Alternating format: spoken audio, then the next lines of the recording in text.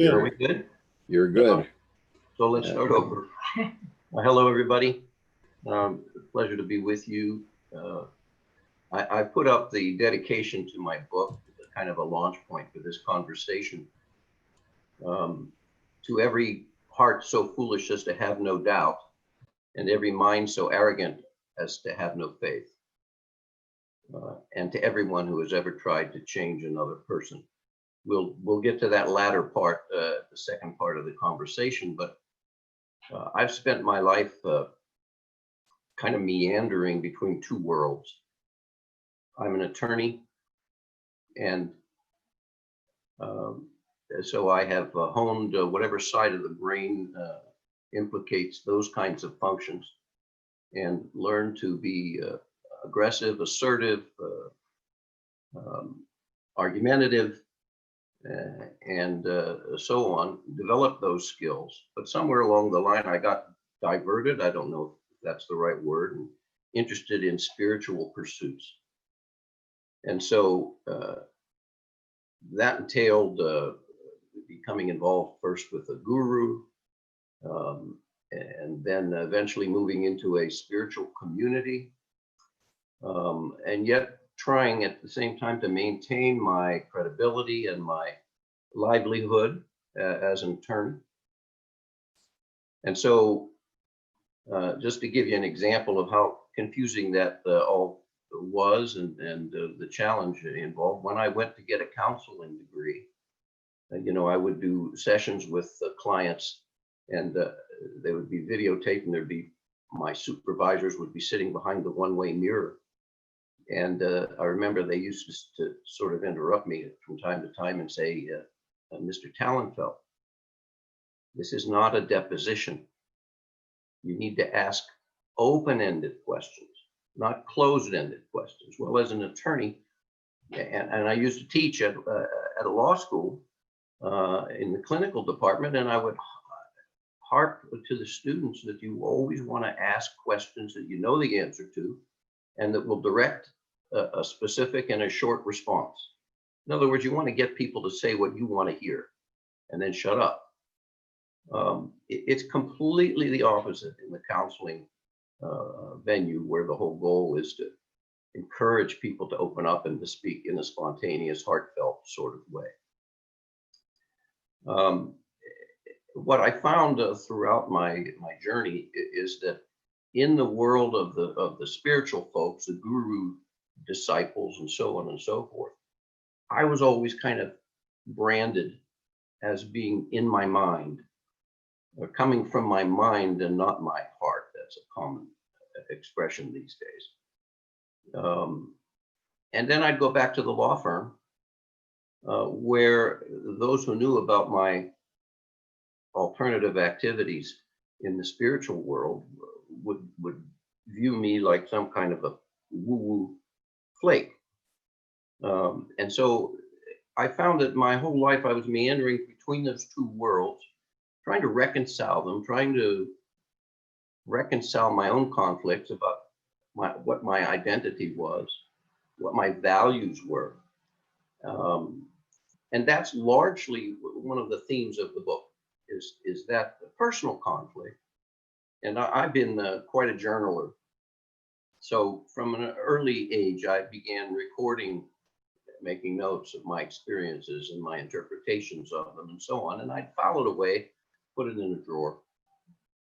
And then when the time came, the urge came to write this book, I was able to retrieve all of those documents and revisit them and put them in some chronological order and tell my story. It was largely a cathartic process for my own benefit.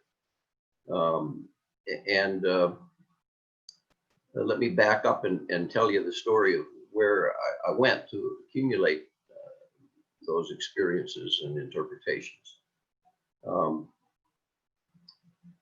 I started out as a young boy, growing up in a synagogue.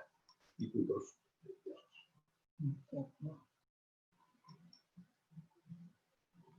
At a conservative Jewish synagogue in Pittsburgh, Pennsylvania.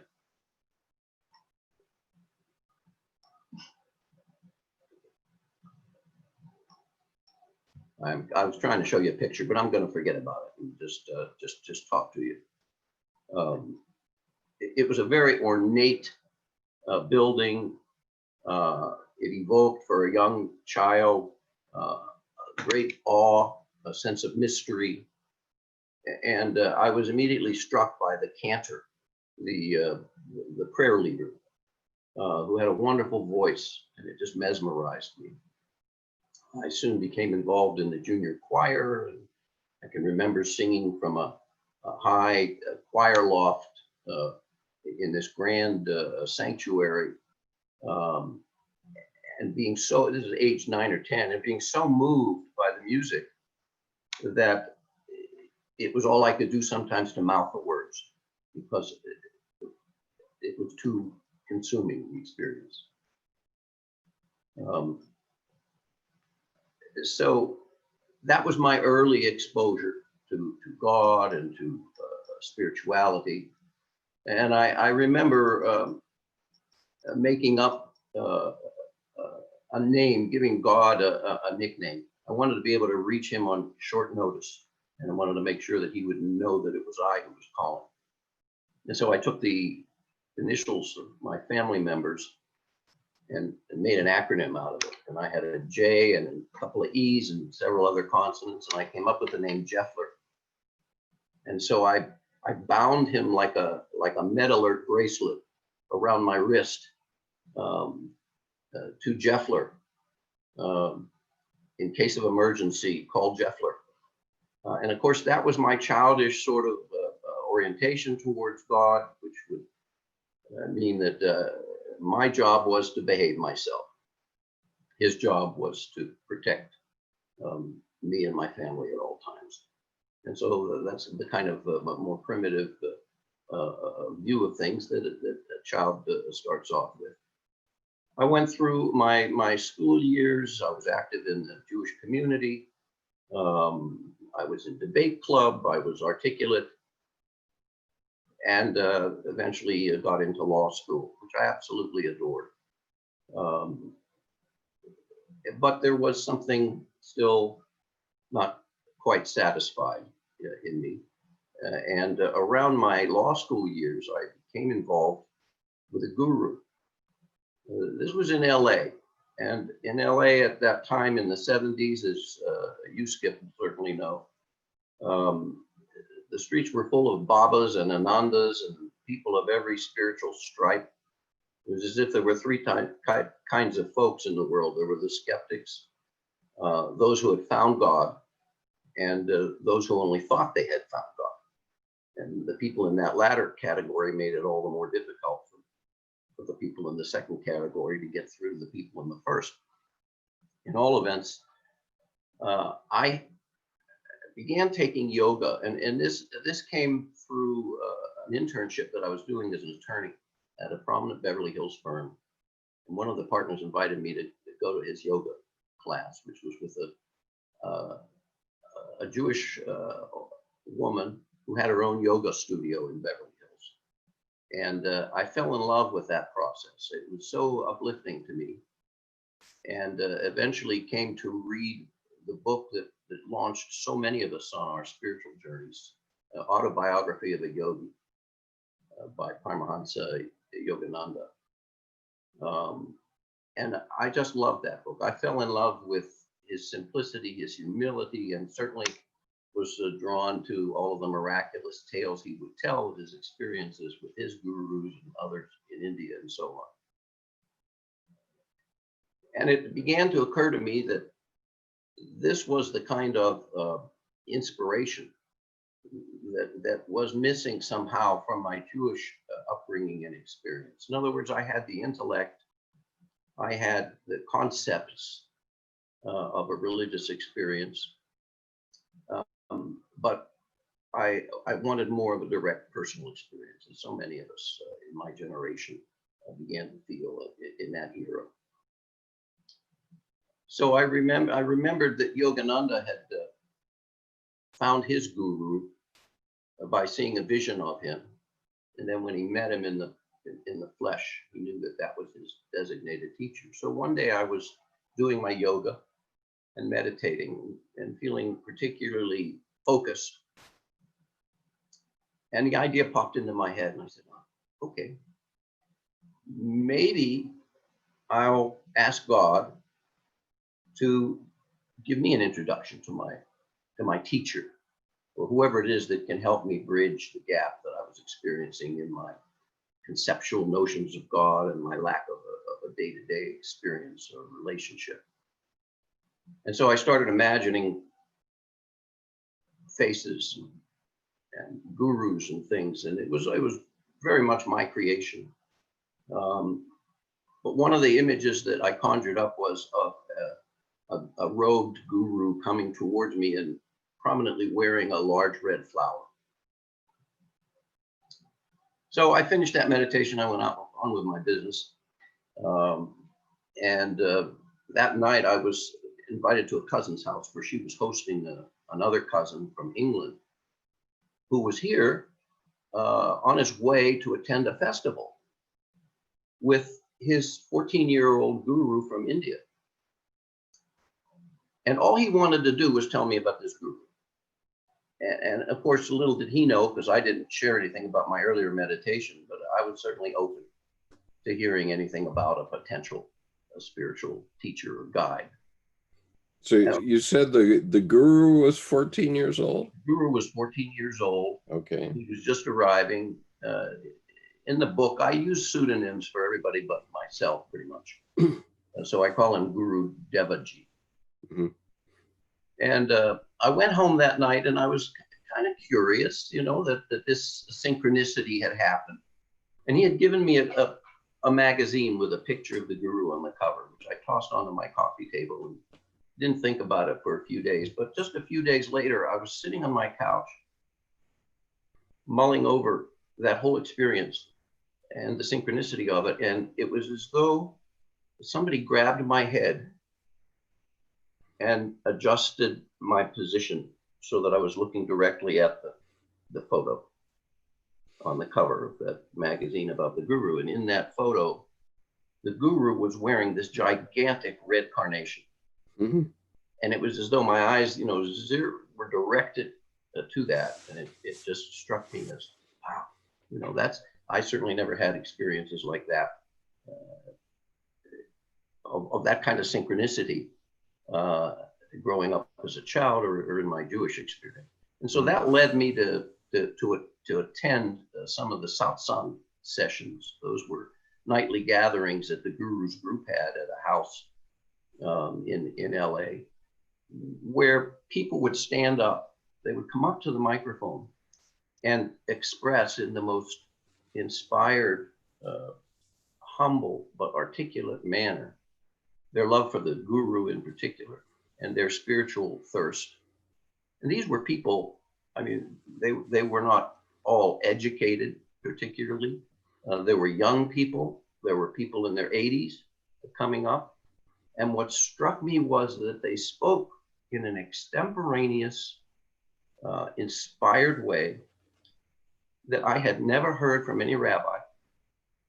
I had never heard in my Jewish religious circles. I had never heard in law school. I had certainly heard articulate people, but most of our religious observance involved reading from a book, responsive readings. And most of the rabbi's sermons were written and read off of a page.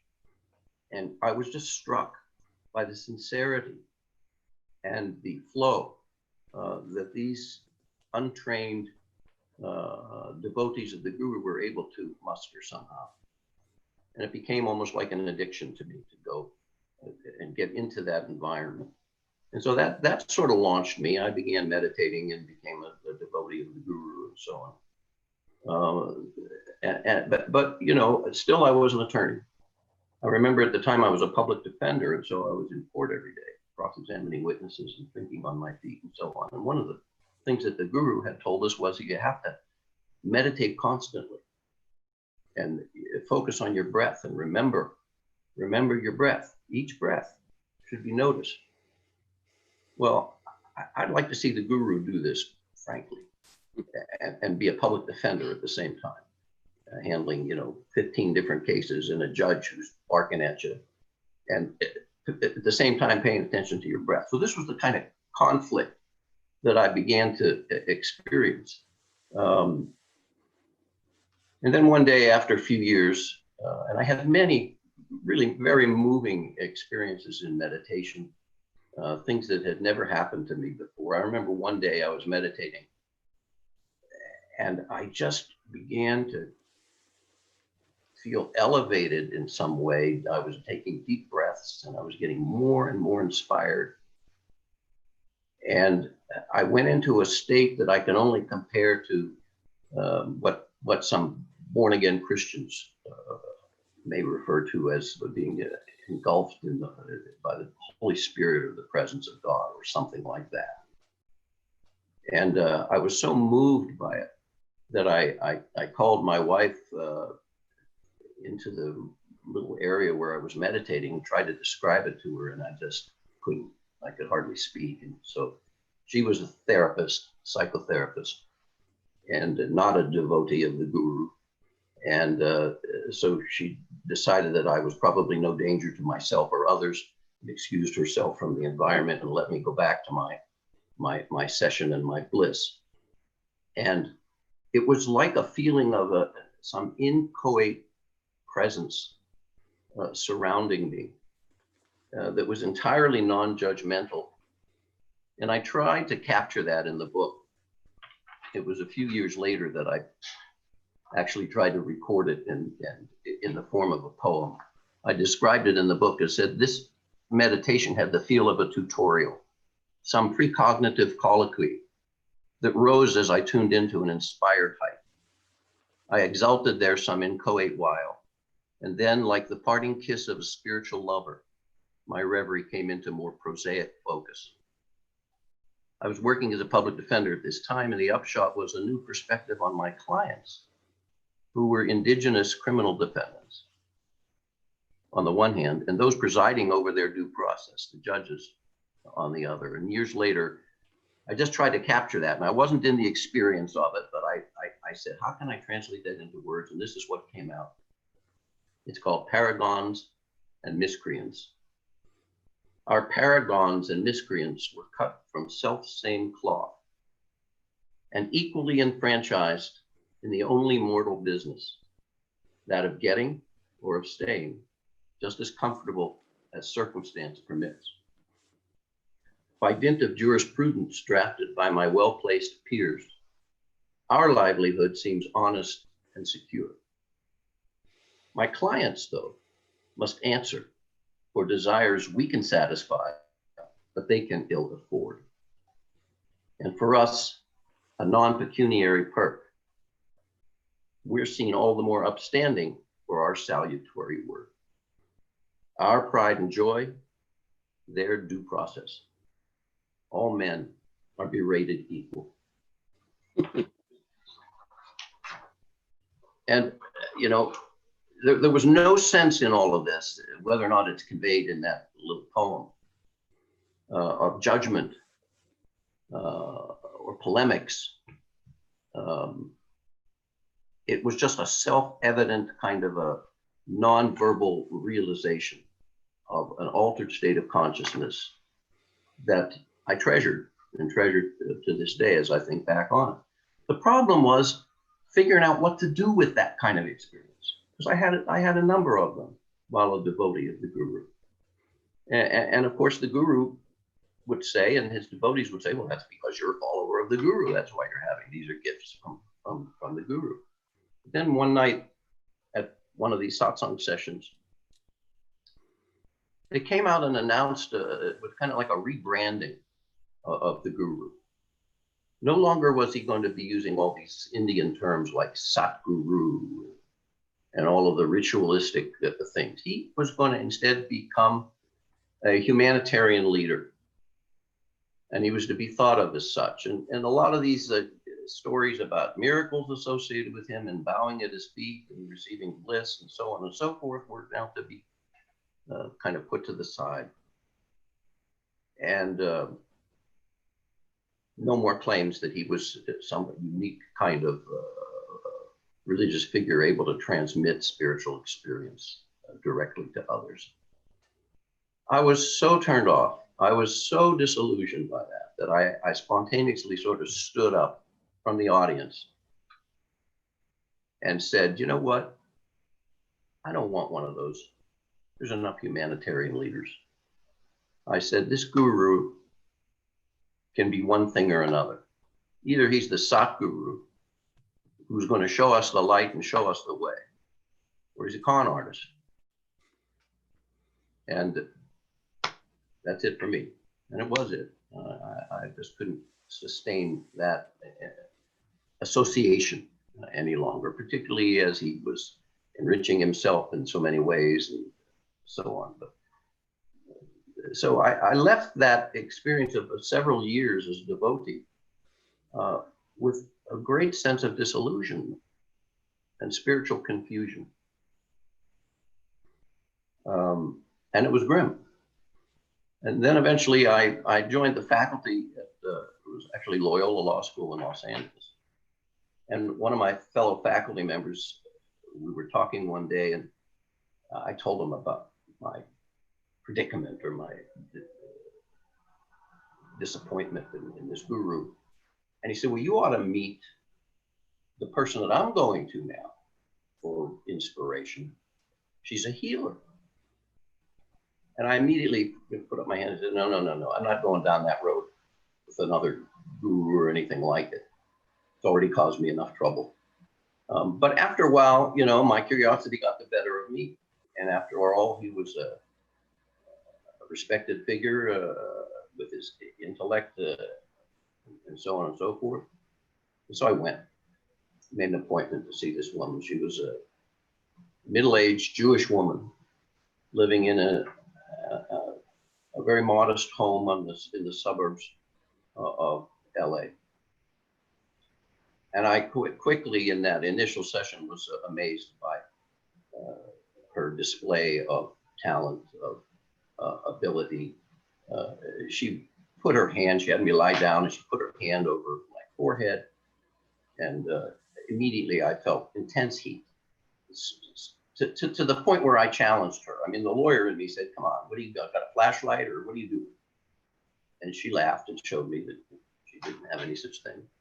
And that began my relationship with her, during which we would essentially process or discuss my spiritual frustration and this sense of conflict that I had between the two worlds that I was engaged in, almost like you would do with a therapist. The difference is that a therapist would judge by my language that I chose and by my body language and so on, where I was at, and draw me out in those kind of ways. Whereas Sarah, as I call her in the book, could rely not only on those things, but what my aura was doing as I was describing these things. Now, this is a disclaimer. I've never seen an aura in my life, but she was able to pinpoint subtle changes in my emotional state and describe them to me and describe, you know, where she was getting that information. That she might sometimes have somatic responses to something that I would say, like a cough or an itch. And it would trigger in her an awareness that she would then translate or interpret to me.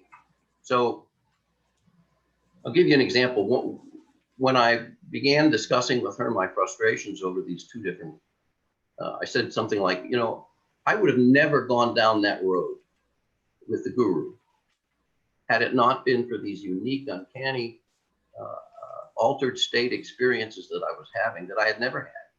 And they were profound and they were sweet, and I cherished them. But now I don't know what to do with them because I can't recreate them. And the whole explanation that I gave myself for where they were coming from is evaporated. Was what? Has evaporated. I mean, I don't have that linkage to a guru or any particular spiritual practice. And she said, well, I said, how could God have led me down such a primrose path? Because he, in response to my sincere prayer, I was knocking, as the Christians would say, and a door seemed to be open. And now it turns out to seem to my lawyer mind certainly like a red herring or a wild goose chase. And she paused and she said, well, you're not going to like what I'm about to say. I said, come on, Sarah, spit it out. I can handle it. And she said, well, what he just said, and by this she was referring to what she called spirit guides that she was in touch with that I couldn't see. Maybe it was one of my spirit guides, one of her spirit guides, I don't know, but some entity that had communicated with her. She said, what he just said is, even a flower needs shit to grow. And you know, when I started years and years, decades later to write this book, that was what I was going to call it. I was going to call it Even a Flower. But anyway, I spent several years in treatment, in therapy with Sarah. I benefited greatly from it. But the next big transition came because of a deteriorating situation in my marriage. My wife of 25 years was a psychotherapist, well-trained, respected institution, had a private practice. But was going downhill in her own emotional situation. She was becoming increasingly depressed. And she was in psychoanalysis at the time. And you can imagine the tug of war between her frame of reference, the psychoanalysis, and mine. It's all about trusting in the guru and going to satsang and so on and so forth.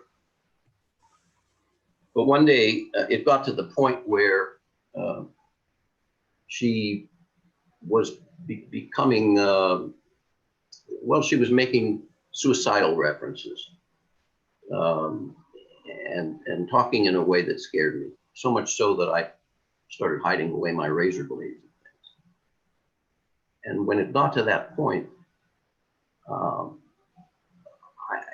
I took it upon myself to actually call her analyst.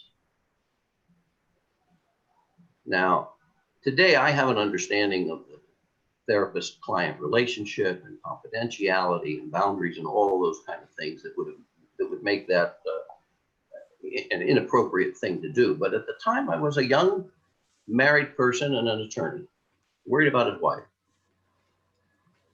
Unfortunately, her therapist at the time was a strict Kleinian, which is a Freudian, rigid kind of a analytic posture. And I called him up, and his first words to me were, Mr. Talenfeld, your wife and I have a contract. You and I do not have a contract. So please do not interfere any further in my work with your wife. Ooh. Woo-wee. That was it. So the litigator in me, you know, wasn't buying that. And in my next conversation with my wife, I said, look, you can either have your contract with him or your contract with me. But I can't live with a situation where you're having these intense experiences that are being expressed in the relationship, that I am the direct participant in all of that behavior. And I'm being shut out of a process by a stranger, a guy I've never met who doesn't want anything to do with me. Mm-hmm. Well, she chose me, and she left her psychoanalysis. And again, I have a much different understanding today of the of boundaries and psychotherapy and how it's supposed to work and so on. But I still think the guy was doctrinaire, and by my understanding of the therapeutic relationship today, that was an inappropriate response to me. But my marriage continued to deteriorate. And around that time, I was introduced by another former devotee of the guru, to a channeler. This was, again, this was in the, by now, late 70s or early 80s. And channeling was all the rage. What a channeler is essentially, the Seth books were coming out at that time. A channeler is a trance medium. She would go into a trance and then convey messages from and in the, presumably in the voice of, some disincarnate entity. That's what channelers purport to do.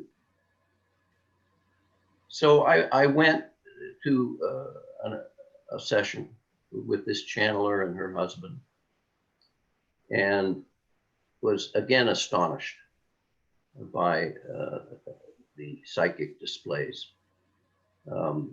She would go into this trance and speak in a totally different voice, and the personality change. And actually, everybody liked the entity's personality much better than the channeler's personality to be, and that was a concession that she made right at the beginning. But this guy, I'm going to call him a guy. I call him in the book Mr. Dillon. Was witty, very humorous, but cut right to the chase of what was going on with an individual. I remember he asked me early on in one of the early sessions, he said, would you like to be married? And I said, what kind of psychic are you? I've been married for 12 years. She's sitting right here. Yeah. And he said, no, I'm talking about a different kind of marriage. I'm talking about a spiritual marriage. One in which you and your wife will be on the same page and complementing each other in your spiritual development.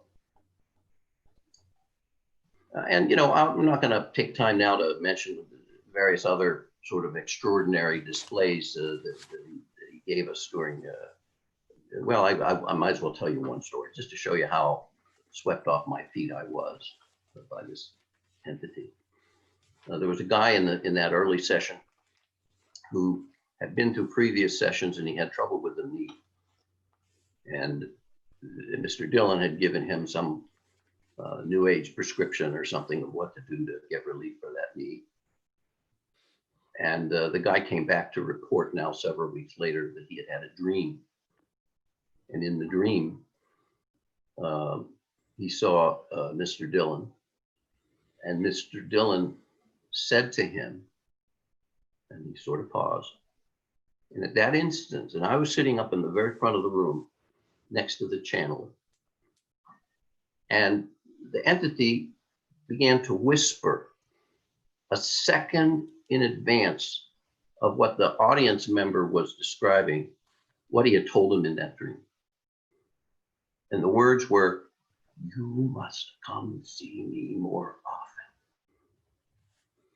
And then imagine just a second later hearing that same utterance. Now, most of the people in that room would not have heard the whispering, but I happened to be sitting right up close. And so it was stuff like that, you know, captured my imagination, my curiosity, and gave some credibility somehow to the insights and interpretations that this entity would make about me and my relationship, and so on. Long story short, we ended up going to live in a spiritual community that was started by this couple, this channeler and her husband. And we spent 3 years in a very intense, it was like 24/7 therapy. And these people were, they called it processing, but they were adept. My wife and I had been to, she had been to 2 psychoanalysts. We had been to, I had had a round of therapy with a PhD therapist. We went to 2 or 3 different marriage counselors to try to resolve our issues. And nobody was as insightful and immediate in identifying the real issues that were going on between us as these two individuals. We learned a tremendous amount. I learned more in those 3 years with them than I ever did in law school, frankly. And I loved law school, but it was a different kind of learning, obviously. And so to kind of wrap this up, because I realize I'm taking a long time just giving you the background. Right. The rest of my life really was a process after we left the community, and it's all outlined in the book of what happened and so on and so forth. I went back to a law practice, and the real challenge for me from that point forward was to figure out, how can I have it all? How can I, because once again, I left the community with a certain level of disillusionment and dissatisfaction. But I was determined this time not to throw out the baby with the bathwater, the spiritual baby with the interpersonal, egotistical bathwater. And it began a process of figuring out how to practice law with an open heart, and how to develop relationships that were authentic and real and spiritually oriented in terms of my integrity and my relationship with God, or whatever you want to call it, without sacrificing any of my effectiveness as an attorney, any of my litigation skills, and so on and so forth.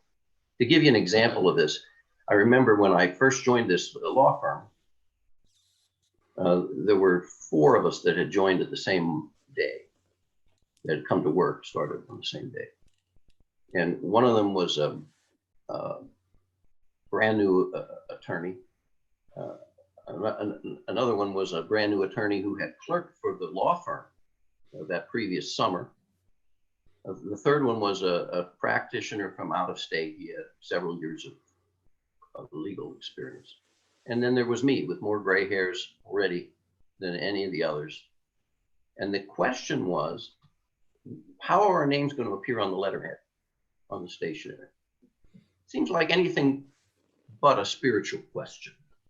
But the partners of the law firm decided to leave that to us to figure out. We're all starting on the same day. So you decide whose name is going to come where. So we got together for a short meeting, and immediately the first person said, listen, I don't want to deal with this. Let's just draw lots. I'm done with this. It's too uncomfortable. Okay. And I pretended to be okay with that. But the counselor in me, the spiritual seeker in me said, well, all right, that'll be fine. But I wonder if we could just talk about this first for just a few minutes. And the discussion went something like this. The new lawyer that had clerked at the firm tactfully pointed out that did appear to give her some tenure. She had a relationship with the firm this whole past summer, and so maybe that would suggest that her name should go first. The second brand new lawyer said, well, I didn't clerk at this firm, but I clerked at an even better firm. I even screw up on the pecking order. And when I decided to come to this firm and told my friends, they said, what, are you nuts? And I said, well, I may be giving up the immediate prestige of going to work for that firm that I clerked at, but you watch and see, this firm's going to grow, and my name is going to rise on that letterhead faster than yours will if you go to work for a bigger firm. And he said, and by the way, that will impress the hell out of my father.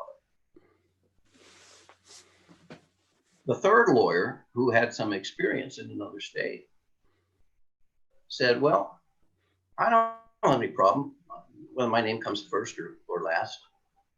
But just one thing, I don't want it to leave this room that I was that conciliatory, because I don't want to compromise my reputation as a fierce litigator and an advocate.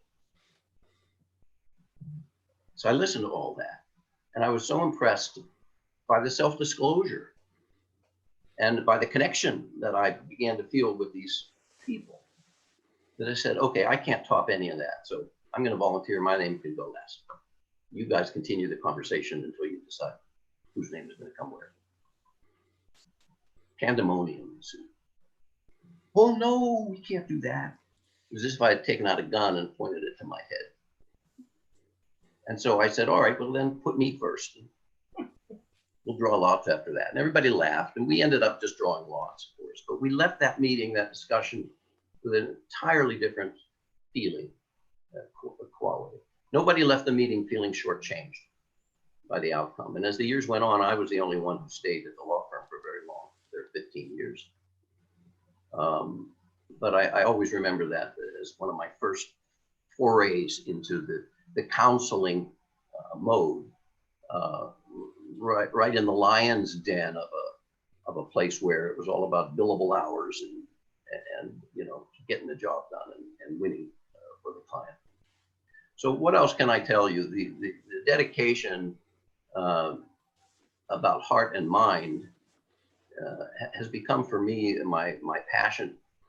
And I wrote this book to try to describe my own experiences in attempting to bridge those two. I write at some point in the book that the heart and the mind no more need to be at odds than do the liver and the kidney. We've got to experience both of them, and we've got to hone our skills in both of those arenas and figure out a way to integrate them and make them work together for our highest and best good and service of others. And that's fundamentally what the book is about. It's very self-disclosing. I went on to develop a relationship with M. Scott Peck, the author of The Road Less Traveled. He invited me to one of his community building workshops, and we began a correspondence that went on for about 10 years. And it was really based on his statement in The Road Less Traveled that every genuinely loving relationship is one of mutual psychotherapy. And that has stayed with me because my experience of psychotherapy, certainly with my wife and her first therapist, just didn't pan that out. That didn't pan out. And the main reason I came to learn when I became a counselor myself was that there's this thing called transference and countertransference. And so unlike what we were doing in the community, which was being therapists for each other 24/7, when you go into therapy, the therapist is there with you for 45 minutes at a time. And it's a very structured relationship. And it's a very one-sided relationship. The therapist does not reveal information about himself. You don't deal with the therapist's issues, although most clients at one point or another in their early treatment find themselves asking, well, what about you? Or how do you? And the therapist comes back with something, well, we're not here to talk about me. So how can Scott Peck say, I challenged him in this correspondence that evolved over the years, how can you say that it's a process of a loving relationship is a process of mutual psychotherapy? What about countertransference? What are you going to do when the husband gets emotionally charged at something that the wife has just said? How can he be her therapist, or vice versa, when there's that emotional contaminant coming into it? Peck and I discussed that sort of thing. My correspondence with him, he was kind enough to include it in his final papers, which are on file at the Fuller Theological Seminary. But if you don't want to drive to Pasadena to look at those, you can go to my website. I've posted them all on there. The website is Still Imperfect Lens, taken from the title of the book, stillimperfectlens.com. And you can read, get the sense for that. But all of that is expressed in the book, and my relational struggles and a happy ending to those relational struggles.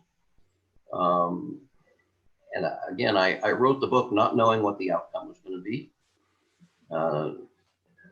not knowing that it would be a book, but out of personal necessity to express myself and to get to the bottom and interpret what was going on in my life. And the one thing I'll say about Scott Peck and his influence, in The Road Less Traveled, which had a profound effect on me, kind of equivalent to, in a different way, to the effect of Autobiography of a Yogi, I was so struck by the eloquent way he described the processes of his clients, their struggles. He made it so real and so personal. Of course, he used pseudonyms. And my book purports to do the same thing, but I am both the therapist and the client. And, you know, I went through a whole struggle about how much do you want to self-disclose here, and what about the effect on people close to you. You may be giving them pseudonyms, but still, this is all very real. But I decided that if I were to use the pseudonym, it would detract from any weight that my own personal experience and the chances that I took and the convictions that I came to might otherwise have. So I decided to walk my talk and put it out there, and that's called Through a Still Imperfect Lens. And by the way, the title is derived, there's a picture on the cover of one of the galaxies that was taken by the Hubble telescope. And you may recall that when the Hubble telescope was first launched, actually, can you find the book? I'm not going to try. It's more dramatic on the actual cover of the book. This is from the title page of a PDF of the book. But the Hubble telescope was defective. Right. It wasn't taking good pictures. They weren't coming back clear. And so they sent astronauts out there to fine tune it in a very risky procedure. And then that ended up giving us these glorious, unprecedented pictures of the universe. And so that's what I mean by through a still imperfect lens. Mm-hmm.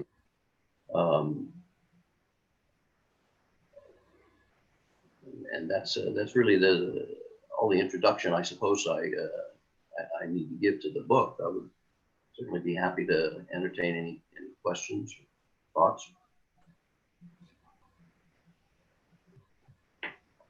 Thank you for your story. I'm sorry I've got another meeting coming up here, so I've got to take off, but I appreciate your sharing your story, and I'm going to have to come back and look at the YouTube to see what the comments are and so forth. But thanks again, Elliot. Appreciate it.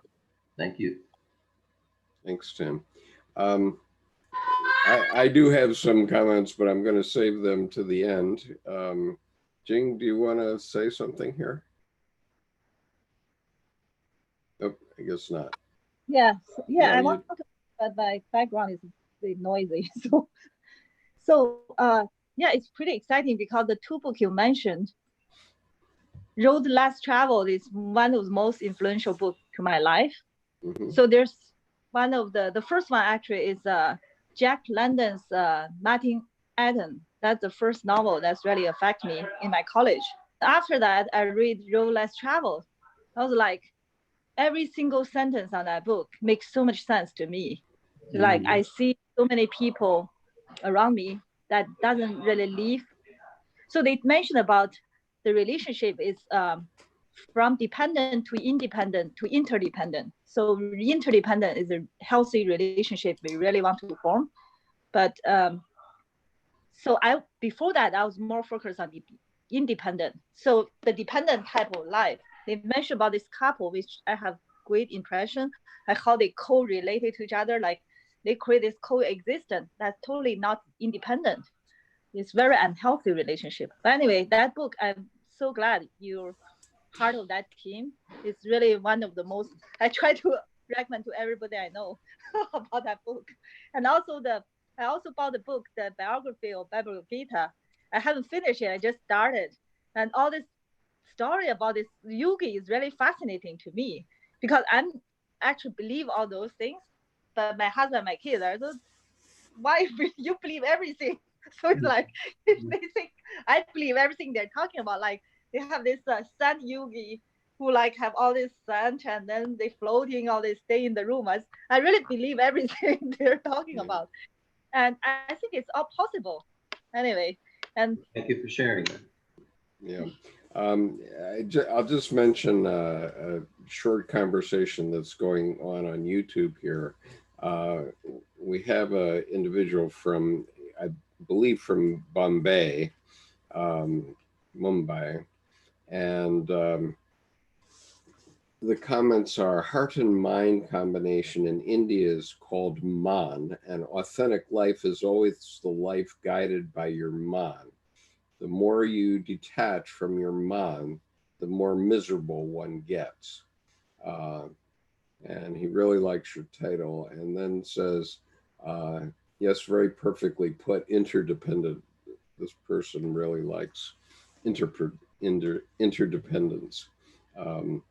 So anyway, Miles, did you have something you wanted to comment upon? Oh, yes. Thank you very much, Elliot.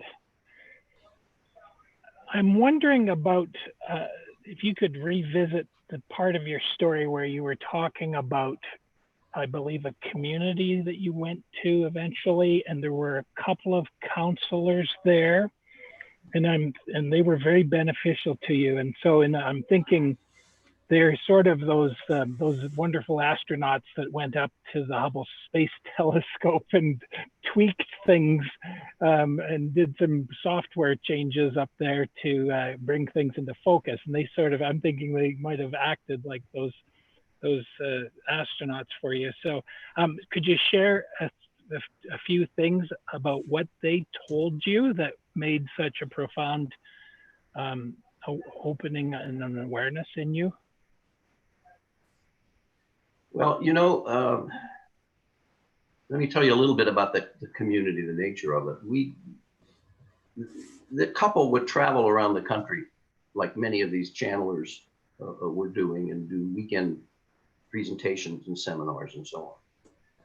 But as they, and we attended a number of those over a period of months, my wife and I, before we decided to get more directly involved. But they drew to themselves people from all around the country. There were eventually about 40 of us in this group. And some of them were, there was another lawyer, there was a medical school professor, there was a tenured psychology professor. Later on, there was a dentist. And there were lots of,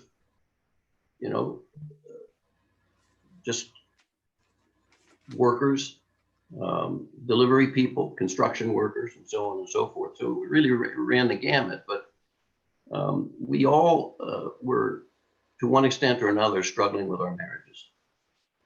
And so the main purpose was to resolve those issues in an environment of really 24/7 psychotherapy. There was no getting up at the end of 45 minutes and walking off. If we weren't resolved in our group process, and most of this was done in group, we would just go on. And if somebody woke up in a crisis in the middle of the night, it didn't matter. We would join together and address the issue as best as we could.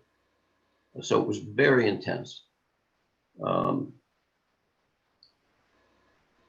me see what else I can say about that. I could give you an example. I'm afraid it might take too much time, but maybe I'll just give it a shot of how direct and intense this was. And in an early interaction, we were sitting in a room, me and the husband of the channeler, who was the leader, one of the two leaders of the group. And a phrase came up. Somebody, I don't remember the background, but this fella said, in response to something that I had said, "Oh, am I such a heavy burden to you?" And my immediate response was, "You're not a heavy burden, just fat." Think about that. I mean, it was a shot, obviously. His reaction was, he stood up, walked out of the room. And the three of us that remained in the room were they were confused. I was confused. And we were waiting to see what would happen next. And the channeler, his wife, came storming into the room and ordered me out of the house. Mm. And a note came over to me later. You are not to enter our house or have any communications with us until this energy is handled. Elliot, I'm sorry, I might not have heard this right. You said you are not a heavy burden, and then Just two other. fat. You're just what? fat. You're just fat. Fat. Okay. Okay. F-A-T. F-A-T. You're just fat. Were you saying that in a joking, or were you really kind of angry that this person was like jumping to a misinterpretation, and you sort of just felt? Perfect question. I thought it was, as my wife sometimes puts it, just a kibitz. I thought it was just a joke. Okay. And so I left totally confused, totally freaked out. Remember, we had just moved to this group, to this community. We had sold everything, sold our home. I'd given up a tenure track position at a law school. My wife gave up her psychotherapy practice, moved to this group of people. Now all of a sudden I'm being ordered from the house in some bizarre way. And what have I joined here? Mm-hmm. The upshot was that eventually the channeler explained to me that it was about 5 minutes before this incident that her husband had expressed to her a concern about his weight. And he was preoccupied with it. Synchronicity, yeah. And I had to work and wrestle with, under this severe, draconian almost diktat that, I wasn't welcome back in the community until I figured this out. So after a while, I could get finally that, maybe there was, apropos of your question, Miles, maybe there was a little bit of a shot in there. And when I thought about it, what came to my mind was my sister. For some strange reason, my older sister, because we grew up in a troubled home with an alcoholic father. And her way of dealing with it was sarcasm and the clever shot. And when I replayed the tape of this, I just immediately pictured my sister doing that. Mm-hmm. Well, guess what? Before the husband left the room without saying anything, he did say one thing. He stood up and he said, "That was a woman." And he left the room.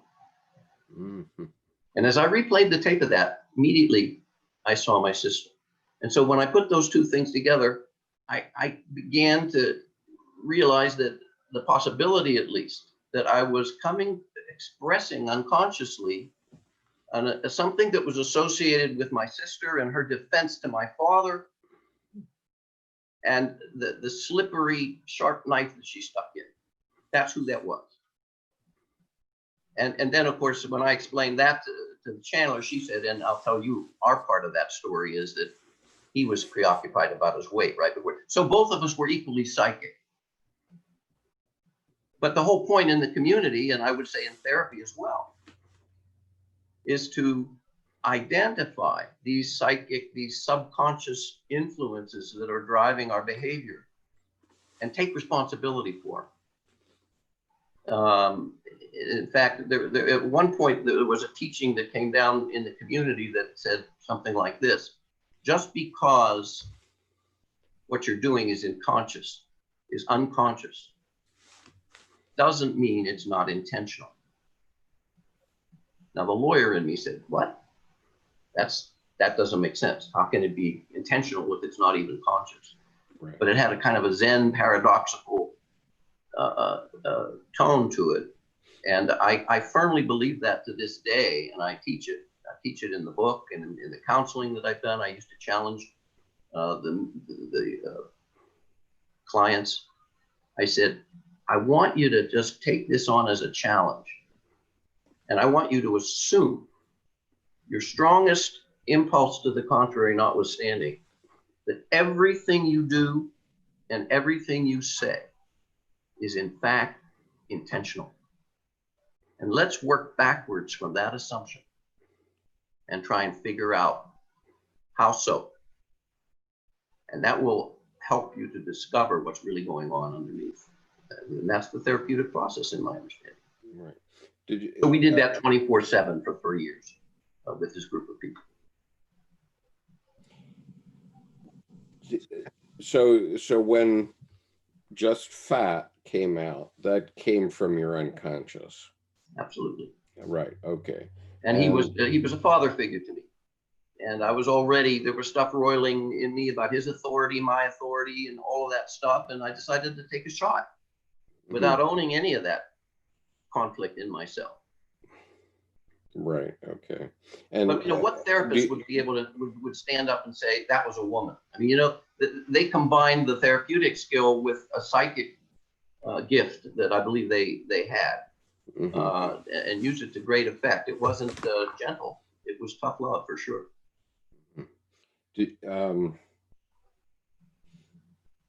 Do you now acknowledge that I don't know how familiar you are with Jungian psychology? Do you now acknowledge that there is another part of you, which in Jungian psychology we would call the self, which is unconscious and which can be intentional? Sure. You acknowledge that? I think that's an important understanding. Right. And the discovery of that those unconscious processes, the self-monitoring that entails, the process observation is another way of looking at it. I think is a discipline that we all need to practice if we want to be more self-aware and get along better with people that we're interacting with. Yeah, there's another interesting comment from Bombay here, which is Ram Dass made a damn good statement. If you think you are so enlightened, try spending a weekend with your parents. we all get our max Hertz from. I'll tell you a parent story. We live. Speaking and harking back to synchronicity and the role that plays, I think, in the Jungian world. My father was alcoholic. He was a bitter, a cynical kind of guy. And in my enlightened state as a member of the community, it occurred to me that it was time to be authentic with my father and call him, however gently or tactfully, on his stuff and what it was like growing up with him. So I went to visit him and I tried this. And he sneered at me. And he called me holier than thou, left me with the parting benediction that an apple never falls far from the tree. That was his parting shot. So I went home, and for years I struggled with that. This long after I had left the community. He had passed away. And for one reason or another, I was driving to the law firm to work. And the idea popped into my head. How can I get out of that? How can I be the apple that gets far from the tree? And I was sort of meditating on that as I'm driving on the freeway. And a voice came to me, and I don't mean an audible voice, but an intuition, a suggestion, an idea. And it said, the answer you're looking for has something to do with Scott Peck. So just poke around a little bit with that and see what you come to. So I started thinking, Scott Peck, poke around with that. I started meditating on a mantra, poke, poke, peck, peck, poke, poke, peck, peck. And then the answer appeared, looking for the book, honey, or the chicken picture. You get it. Okay. All of a sudden, the insight came to me. You're not an apple. You're a chicken. A chick, more to the point. inside its egg, and you're poking and you're pecking. And eventually that egg is going to crack and you're going to come out, because the chicken has something that the apple will never have: feet, not to mention wings. Mm-hmm. And I was so enamored of that breakthrough that when I got to the office, I immediately called my wife and told her this whole story. And her response was, she says, "You are not going to believe what I'm looking at." I said, "What?" He said, "Well, I've been leafing through Newsweek.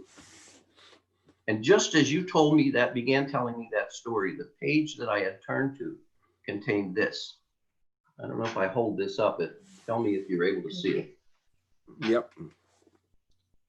Okay. Yeah. That was from the Newsweek magazine, November 19, 1990. And talk about synchronicity. But I came to believe through my various spiritual experiences that the universe, or God, or spirit guides, or however you want to think of it, has the ability to pull things together when you need them pulled together, to move people into contact with one another, and to create experiences that can nudge us, that can get our attention. Definitely. Yeah. At what point, Elliot, did you, at what point did you realize that this was a head-heart issue and not an issue involving an external God type entity? Or Well, I think I recognized fairly early on that this was a personal, emotional struggle that I was having. It took years for me to get to the psychological, and I did eventually, post-community, get into psychological treatment. And I came to some understanding, some psychoanalytic understandings. I could just find this. Okay. But what I learned in several years of treatment with a psychiatrist was that this split within me represented my allegiances to my mother and my father. My father, the skeptic, the cynic, whose message to me night after night was, "It's about money. Show me the money." Mm. That part of me aspired to be a lawyer, to be wealthy, to be in control, and to develop a reputation, and all of those things that go along with that. My mother's identity, on the other hand, was more like Mr. Rogers. Do whatever makes you happy, and you can do whatever you want. And I carried both of them in my psyche, and they would talk to me at different times. Mm-hmm. And I would go veer from one side to the other side to the other side with disastrous consequences. And then later in my adolescence, I noticed a shocking thing. My mother all of a sudden started getting practical. And as I began my career, she would start each conversation with, "How are things going at work?" She didn't ask me how was my singing going. Yeah. She didn't ask me if I was happy, if my life was working. "How's it at work? How's things going? How are you doing?" And I immediately felt that like a punch in the stomach. And I discussed it with my therapist. And he helped me see that. And I eventually came to this over these years of therapy, to the realization that that conflict was my attempt to reconcile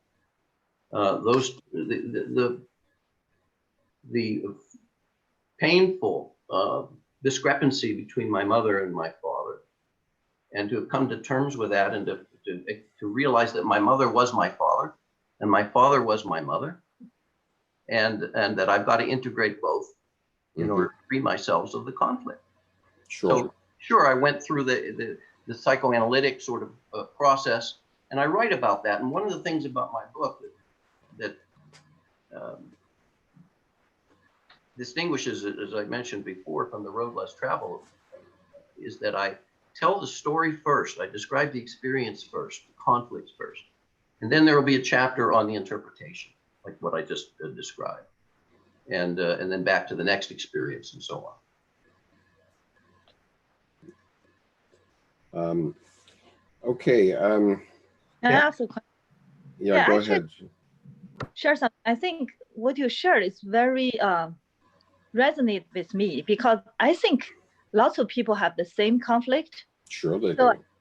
yeah, at one part, we really want to be practical and successful working with our rational mind. On the other side, we have this inside desire to understand ourselves, to experience the art and the beauty, forget all about the practicality. So this is really a conflict. And I really envy you have the opportunity to really leave the world for 3 years to really indulge into this. I wish I can do that. I always tell my husband, I wish I can go to India, go to a temple to meditate, or leave everything else. Were you actually separated from the world? In other words, you were not working at that time? I came here with a job at a law firm, but I quickly withdrew from that because I realized that I couldn't operate in both worlds, and that this was too intense an experience. So we lived off our savings for the first year or so. And it was quite an expensive education, I'll say that. Yeah, I would say.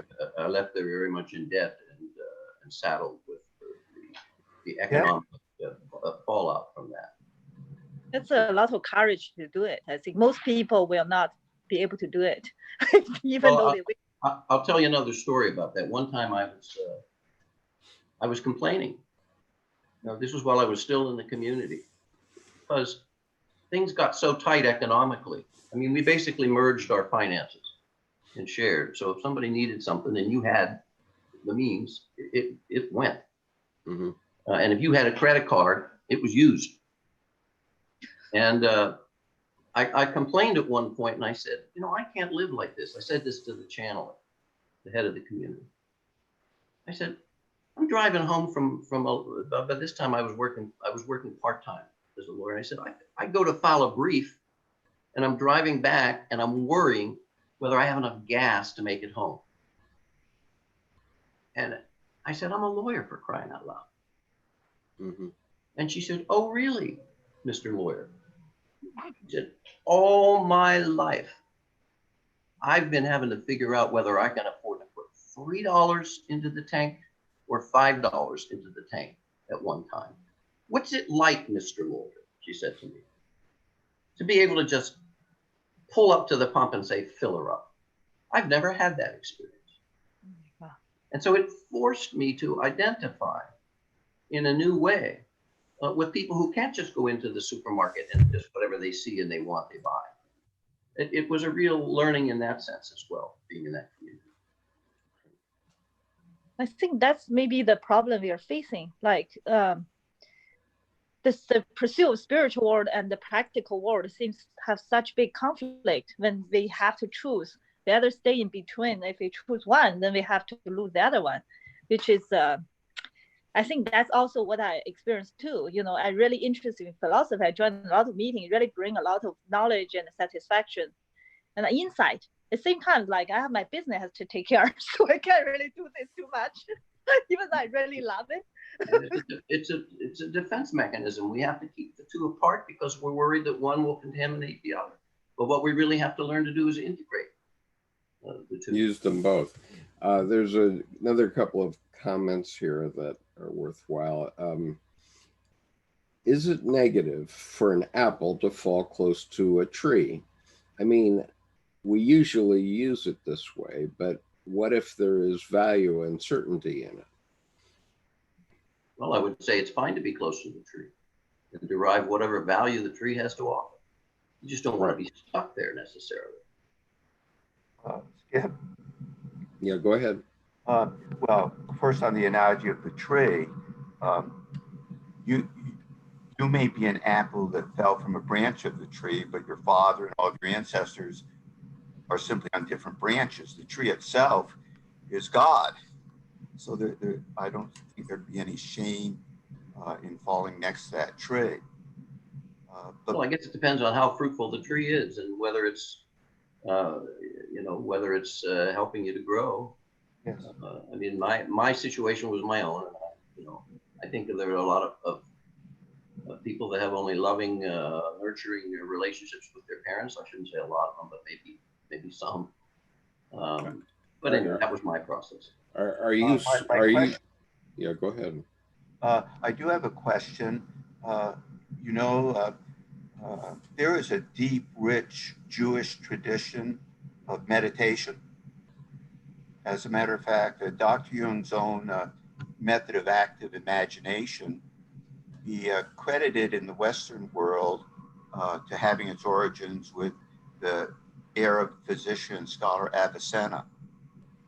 But this was also passed down through Jewish tradition, where Avicenna is referred to by Moses Maimonides and other Maimonides.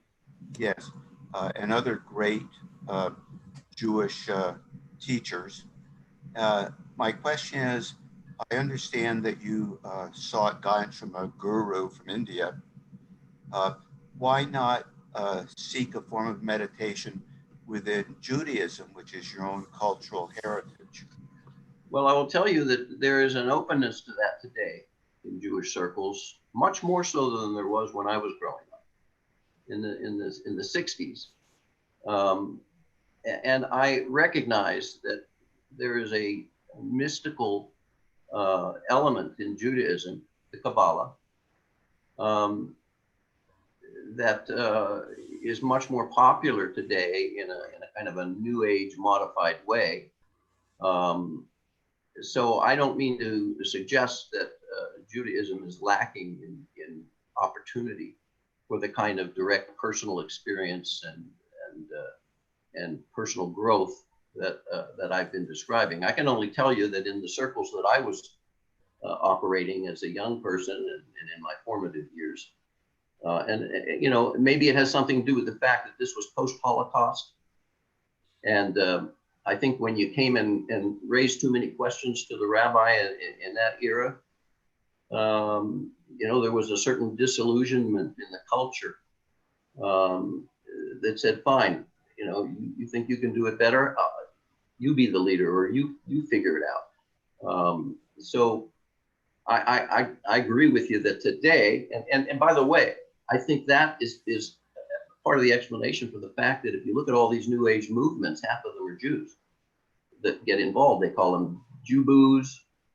And because my generation of Jews wasn't getting that spiritual nurturing, I don't mean to suggest that it's not to be found or can't be found. And I returned to the fold, so to speak, and became a cantor and participated actively in Jewish life in the Jewish community up until this day. So you are practicing actively in Judaism now? I'm not actively religious, but I have been a cantor, which is certainly a religious figure in the Jewish community. And I have worked and davened and led services at many synagogues here in Phoenix over the years. So, but I can't, you know, I'm not willing to identify myself in such a way that would limit or restrict my spiritual experience so that I'd need to feel any kind of embarrassment about the experiences I've been describing over this past hour. Okay, so you're prepared to go to synagogue. Sure. And so in that context, is this sort of a logos type of decision that you feel you ought to, and therefore it's a community matter, or do you actually feel the presence of God? Well, I will tell you this. I feel the presence of God, certainly when I have taken on that responsibility and that role as a cantor. Mm-hmm. I have found it very moving, very spiritual. Had to do a little bit of reinterpreting of some of the language that I might be reciting or chanting as a cantor in my own mind to make it square with my personal, larger spiritual experience. I certainly feel an ethnic and a familial tie to the Jewish people, but I'm not willing to operate, as most Jews today are not, from a point of obligation. In other words, it's only the Orthodox wing of the Jewish community that considers themselves bound literally to a rigid set of ritual obligations and so on. That may have been an overstatement, but I'm not willing to be bound in any way that would limit my open search for an experience of God and spiritual purpose and direction. So Dr. Jung was asked whether he believed in God or not. And his answer was, I have no need to believe, I know. No. And so how would you characterize yourself? I'm less confident. I'm less confident about my own knowing, what I know. I don't know what the word God means. I know that it connotes all kinds of things. It's beyond my grasp, but I live as though there is a purpose to life. There is a spiritual force that operates to our benefit and for our growth, and that it's my job to tune in to the best of my ability as a matter of my own personal development and self-awareness to that benevolent force, and conform my impulses to it. Okay. So you say you've never seen an aura. Never have. Well, let's see if we can fix that right now. Okay. I'm going to fix that for you right now. My son can do that on the computer. He can push a button and all of a sudden there's things coming out of your face. No, I don't mean that. I mean, all you have to do to see an aura is you hold your hands out in front of your body like this, okay? Separate your fingers, and it's ideal if you do it with a background that's either dark or light, a solid background. Okay, you move your fingers up and down, and you will see light going between your fingers that goes back and forth like this. As you move your fingers up and down, there is light between your fingers. Everybody's trying it, I can see it. Pardon? No, you don't do this. You keep your fingers separated and move your fingers up and down, and what you will see a different lightness between whether it's a black or dark background or a light background. You can actually see the difference in light between the tips of your fingers. Okay. I'll give that a try. Thank you. Okay, and you know, this, you know, my wife about oh geez, almost 35 years ago, we're sitting in our living room, and she was talking about new agey type things, and she was talking about how hard it was for her to see an aura. And so she said, have you ever seen an aura? And I said, and we were sitting in sort of a dark room. It was the room was dark, but we lived in Washington, so it was light from the outside, right? And it was night, but there were lights outside. And I said, sure, I see your aura right now. And she said, you do? and once you see it, once you see it, just see it that way the first time, then you'll see it all the time, because you know, it's not that I see it all the time, but for example, I can see it in your image, in your picture right now. Really? Okay, and I can very clearly see it in Jing's picture. It's a little harder with Miles because he has a hat on and he's got his headphones around his head, so it's a little harder to pick it out in Miles's image, but it is visible. Okay. But it's a question of attuning yourself to it. Now, and when I am at, for example, a church service where there's a sermon or something like that, very often there's just a blank background behind the pastor. And I very often see auras around the pastor that go out 2 or 3 feet from the pastor's head and from his shoulders and so on. And, especially people who are gifted in terms of talking to groups, or someone, if you ever were live with Martin Luther King Jr. or John F. Kennedy or anybody like that, they would have a huge aura but it's a question of accepting that it's there. Okay. And if you do my little finger trick, pardon? I'll give it a try. Okay. And the best way to do it, if you really don't think you can see it, is when you're lying in bed at night. Normally your ceiling will be one light color, let's say cream color or something like that. So just hold your arms up over your head while you're lying down and just do that little exercise. Okay. And you will, in the dark, okay, you do it in the dark and you will see this light between your fingers. Cool. Okay. And there's no doubt that it's there. And it's not a question of it being difficult to see. Well, and some people have developed the skill of being able to interpret from the various colors that they see and the changes in the aura. Very definitely. The emotional status and what's going on with the individual. Yeah, it's flaring around all the time. I'll give you an example. Is when I was working with this healer, and I was, whining to her about the fact that I had all these experiences that were so profound and intense and uplifting with the guru that now I couldn't have. And she stopped me and she said, let me see what that looks like.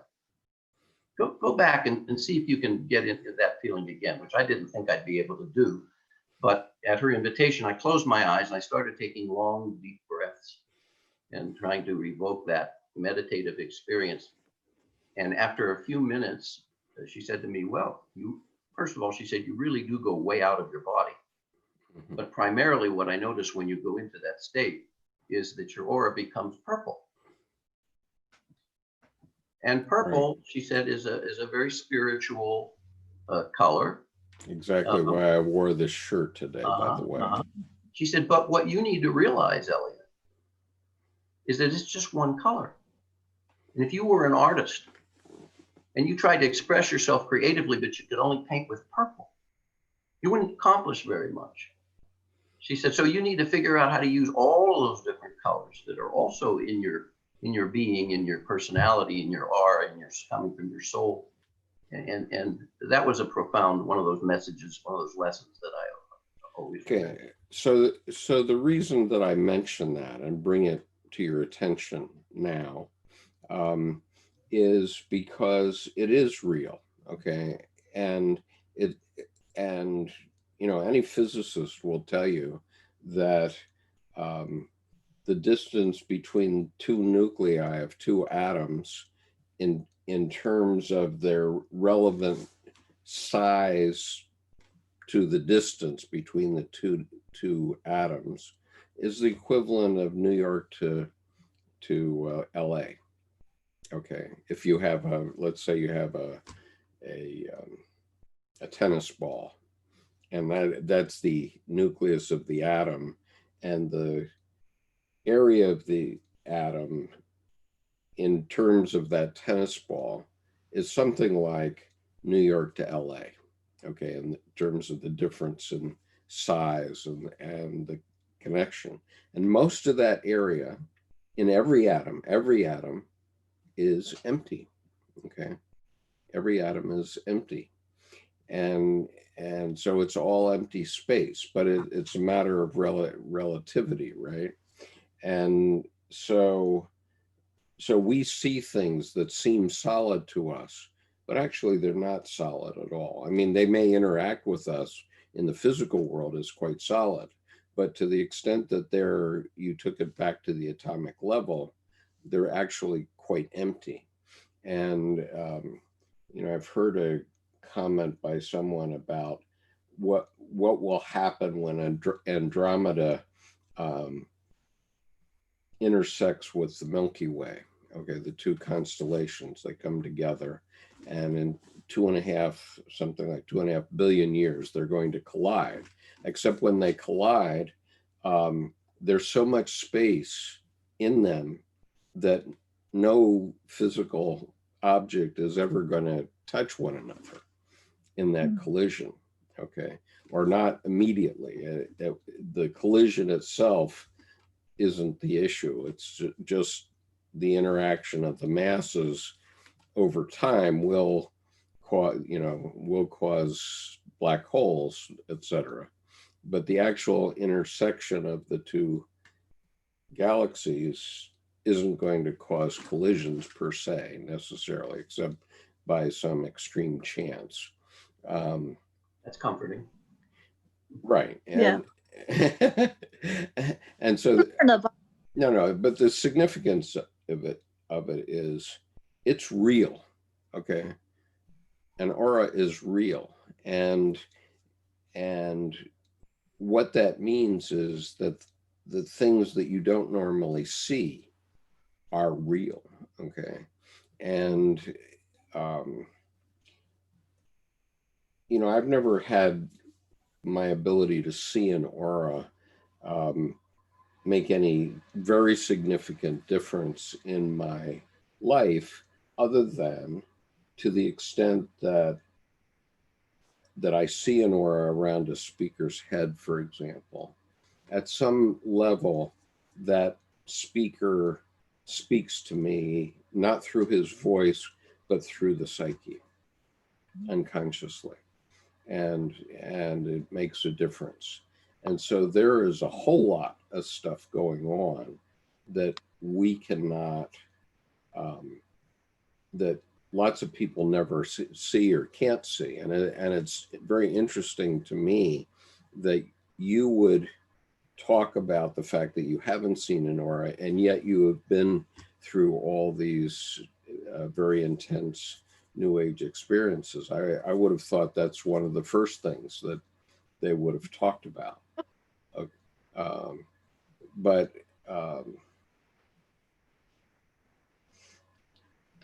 So anyway, Miles wanted to make a point. So let's go to Miles for a minute here. Yes. So much is beyond the words that were shared today. There is psychic energy emanating out of just Elliot's presence here. For me, I was always listening, but I was taking notes, and some of those notes are not necessarily quotes of what Elliot was saying, but something energized in me by what he was saying that is connected, but not exactly what he was saying. So and first of all, thank you so much for the sharing of the importance of not asking, I am a father, not asking, well, how was school today? Rather, me to ask, how are you feeling today? How's your art going? What did you draw or paint? As opposed to, well, what happened in your biology class or language arts class? So thank you so much for that. We learned so much from everyone who comes to visit us on Skip's initiative here. And you talked about how in Judaism, there's a wonderful spectrum to the people you are more attuned to now, the Kabbalists. And I've heard about Kabbalists to a, just very shallow extent, and I would like to learn more. And our friend Amber Purrington, that's his alias here today, he's Lewis, he posted a quote from Carl Jung: the Talmudists go to Freud, the Kabbalists come to me, from Dynamics of the Self, page 108. And it's the case in so many religions. They not only do we have maybe the clashing between the great religions themselves, but they've got inner turmoil in all of them. So for an example, I'm not Roman Catholic, but I've married a Roman Catholic, and my children are raised in Roman Catholic schools. I learned that there's actually a offshoot who are really venerating Saint Bridget of Ireland. She is a very revered feminine figure, and they've sort of split off because they're so strong with the feminine principle in honoring Saint Bridget that they're actually, I think, I'm not sure if they were officially excommunicated or anything, but they're saying, well, women should be priests too, So there's turmoils within these great religions, and Christianity is just full of it, full of these turmoils. I learned about Quakerism very recently, and in fact, I've signed up for a course with the Canadian Friends Society, and Friends is actually the official name of their religion. Quakers is a nickname, and my goodness, it's interesting. And we're sort of like Quakers here in a sense. We come together for a meeting, and somebody brings something forth, and we talk about it. Both my parents went to Quaker school, went to Quaker high school. Wow. No, I will skip. I will ask this gentleman. He's actually written a book. It's titled "Are We Done Fighting Yet?" And that's what you're all about here. Are we done fighting yet? His name is Matt Legg, so maybe he'll join us. To summarize, we've learned so much from you, Elliot, today, and I'm taking lessons from your sharing.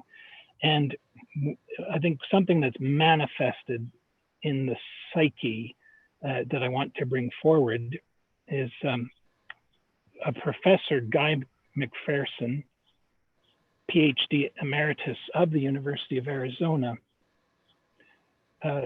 Just June 11th, he shared this on his channel, and it seems fitting for me to share it now. The definition of friendship by Aristotle is friendship is an interaction of people working together for the common good, working for and united for the common good. So what he says is real friends aren't just saying, oh, let's go and have a beer and talk about, the baseball teams or football or whatever. The deeper friendship is people working together, and that's what we're doing here today. And everybody who might be listening on YouTube, join us. That's what this is all about. Thank you. I'd love to share with you, and I'm sure you remember this, Elliot, but for the global community, I want to share a story that comes from The Road Less Traveled from Scott Peck. It's a story that was very meaningful to me long ago, and it still is. And the story is of an ancient monastery. And over the years, the brothers that are in the monastery have died off, and they haven't attracted new brothers to the monastery. And so the problem is that the monastery is in disrepair, and it's got ivy growing up the walls, and it's literally sort of being overrun by a jungle outside of it, and it's filthy and so on. And so the senior priest, or not priest, but the senior monk in the monastery decides, well, he knew that there was a rabbi that would come into the woods nearby every so often for meditation, or would go for a period of quiet. And whenever that rabbi came to the woods, they would all know it. They would feel his presence, and they would say to one another, "The rabbi is in the woods. The rabbi is in the woods." And so the senior brother decides, well, what are we going to do about our monastery? And so he decides, well, I'm going to go speak to the rabbi and see if he has any ideas. And so he does that. He goes to the rabbi's hermitage the next time he's in the woods. And the rabbi says to him, I don't know what to do about your monastery. I really can't help you with that, because after all, I'm the rabbi. He said, but did you know that one of you is the Messiah? He just asked that question. One of you is the Messiah. Did you know that one of you is the Messiah? And the brother says, well, which one? And he says, well, I don't know which one. And so the brother goes back to his three compatriots, and he just repeated this story of what the rabbi had said. And so the four brothers look at one another, and they're trying to figure out which one of them was indicated by the rabbi. And after a while, what happened is that they started to treat one another differently.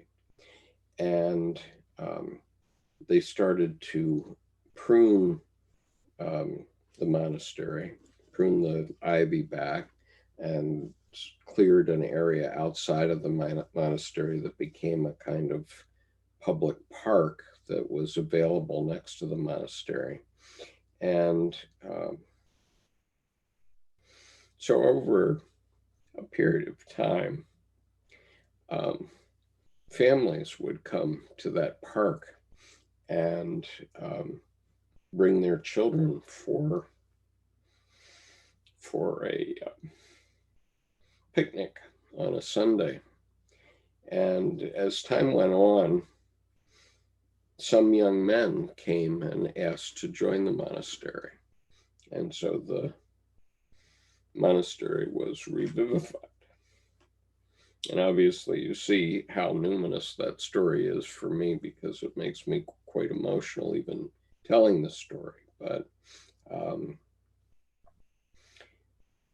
I think the point is that if we see that someone else might have something that we don't have, that it would be good. And sort of one of my mantras in this group is that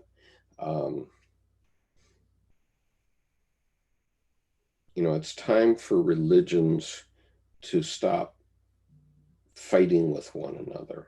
Okay, we now have more than 400 sects in Protestantism and Christianity, and understand that all religions, and this is the brilliance of Carl Jung, he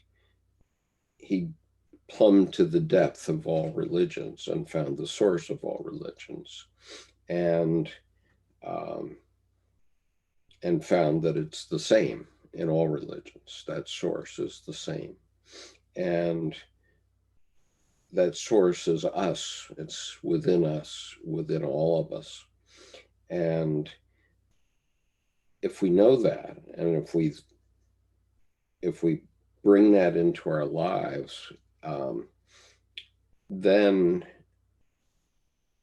we can say, okay, let's find the things that we all have in common, number one, and then let's find the things that are different among the religions, and let us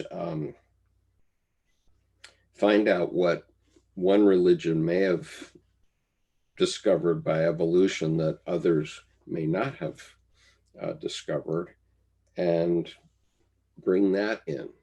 Okay. And, you know, it's an unconscious process, but for a long while, I was trying to figure out, and I was making a lot of trips around the world. I was traveling every 6 weeks, literally around the world. I went to India 44 times after 1994. And I've been to Saudi Arabia 23 times since 2002, so after 9/11.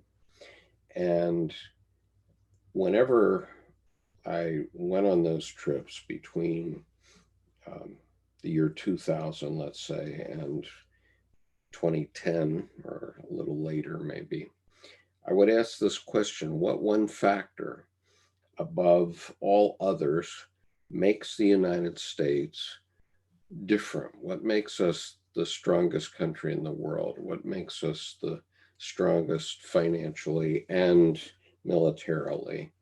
And why is it that we have people from every country in the world that want to come here? And as far as I know, we're the only country like that. I mean, certainly the British will bring anybody in, or within limits, I suppose, but would bring people in from the the Commonwealth. But that's only 57 countries, and there's questions about that. But the United States, if you go to any country in the world, you'll find people that would like to emigrate to the United States. And so it works like a magnet. And so what is it about the United States that causes that to happen? And I really racked my brain about it for a good decade. And I would ask people, what's the one factor above all else that makes the United States unique? And the one thing that I came up with finally, and it's a very satisfying answer to me still since I discovered it, is our diversity. Okay. And the fact that we have had people come to this country from every race, every religion, every ethnic group, every country in the world have come here. And anytime a good idea comes up from any of those groups, we all adopt it. And anytime a bad idea comes up, we crush it out of the system. It gets debated out of the system. And so people who live overseas and they watch CNN and they say, geez, how can you have all these battles all the time and all these debates back and forth and all these controversies? How can you live that way? But that is the secret sauce. That is the way we do it. And notwithstanding the fact that we make a lot of errors, we also get a lot of things right. I mean, Winston Churchill once said, Americans always get the right answer after trying everything else.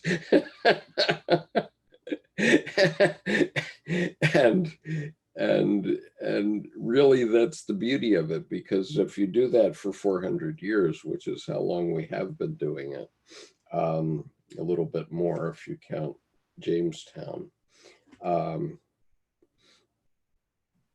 if you do that for 400 years, you know, you're not going to get everything right. You're going to make mistakes, and it's a messy process. It's not a process you can just logic out. But in the end, it works. It always works. And you know, slavery was a very bad idea, and it's an idea that has gone on in human history. It's probably in Genesis is probably mentions slaves, and you know, I don't know where Abraham fits in Genesis, but certainly first, certainly Sarah had a slave, right? And she was Ishmael's mother, okay? And Ishmael was the progenitor, ultimately, of Islam. And so Ishmael was actually the oldest son of Abraham. And so slavery goes way back, and obviously we're still troubled by its consequences, and it's also morphed by being by getting turned into the private prison system. So now we arrest a young Black man for a very trivial charge, and we'll send him away for 10 years. But wealthy, important lawyer types who commit heinous felonies get 3 years, or they get nothing, or they get off with a slap on the wrist. And one of the big reasons for that is that these private prisons want these young men, especially young Black men, as their slaves, and they're selling their services to the American commercial community at whatever, 23 cents an hour or something like that, very low, at a very low price as compared to the minimum wage. So it's a way of, they've just converted slavery. We talk about it differently. Oh, that's a criminal, right? But the reality is that that's not right at all. It's just a way to cheat the minimum wage.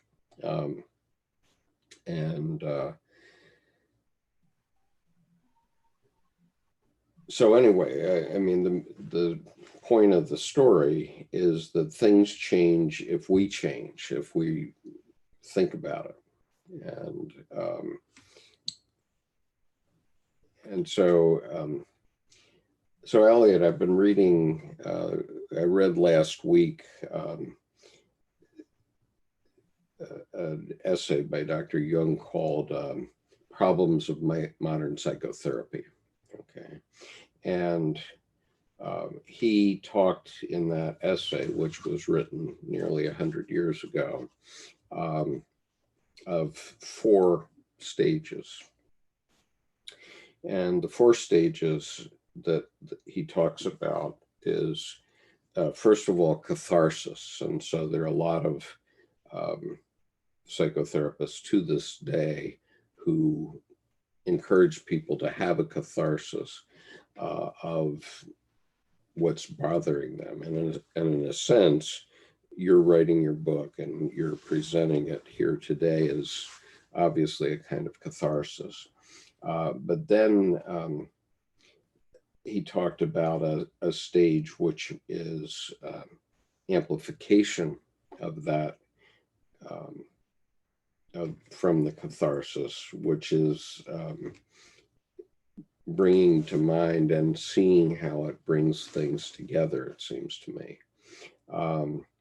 And as you do that, then you can see that other people have gone through these things and are struggling with these issues.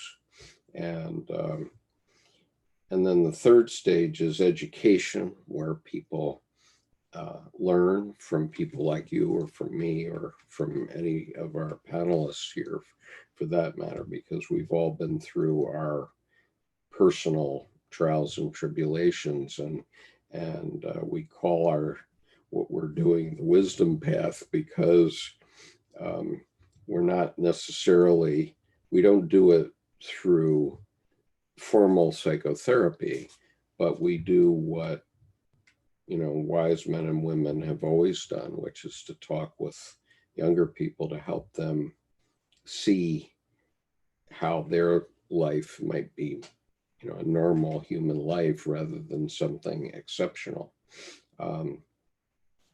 and therefore be better able to live with themselves. You know, one of the issues that troubles me greatly often is the issue of the fact that we're losing 22 veterans a day to suicide because they're not well integrated back into society. And you know, my way of referring to it is, you know, why did dear old dad not talk about the war?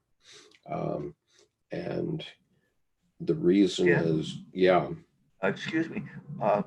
When you're talking about the veterans who have committed suicide, is there an equal balance between those who served in Vietnam as, say, opposed to serving in Iraq or Afghanistan? I think it is, yeah. Yeah. Saying that you think it's the same. It's an ongoing problem, but Jean, go ahead.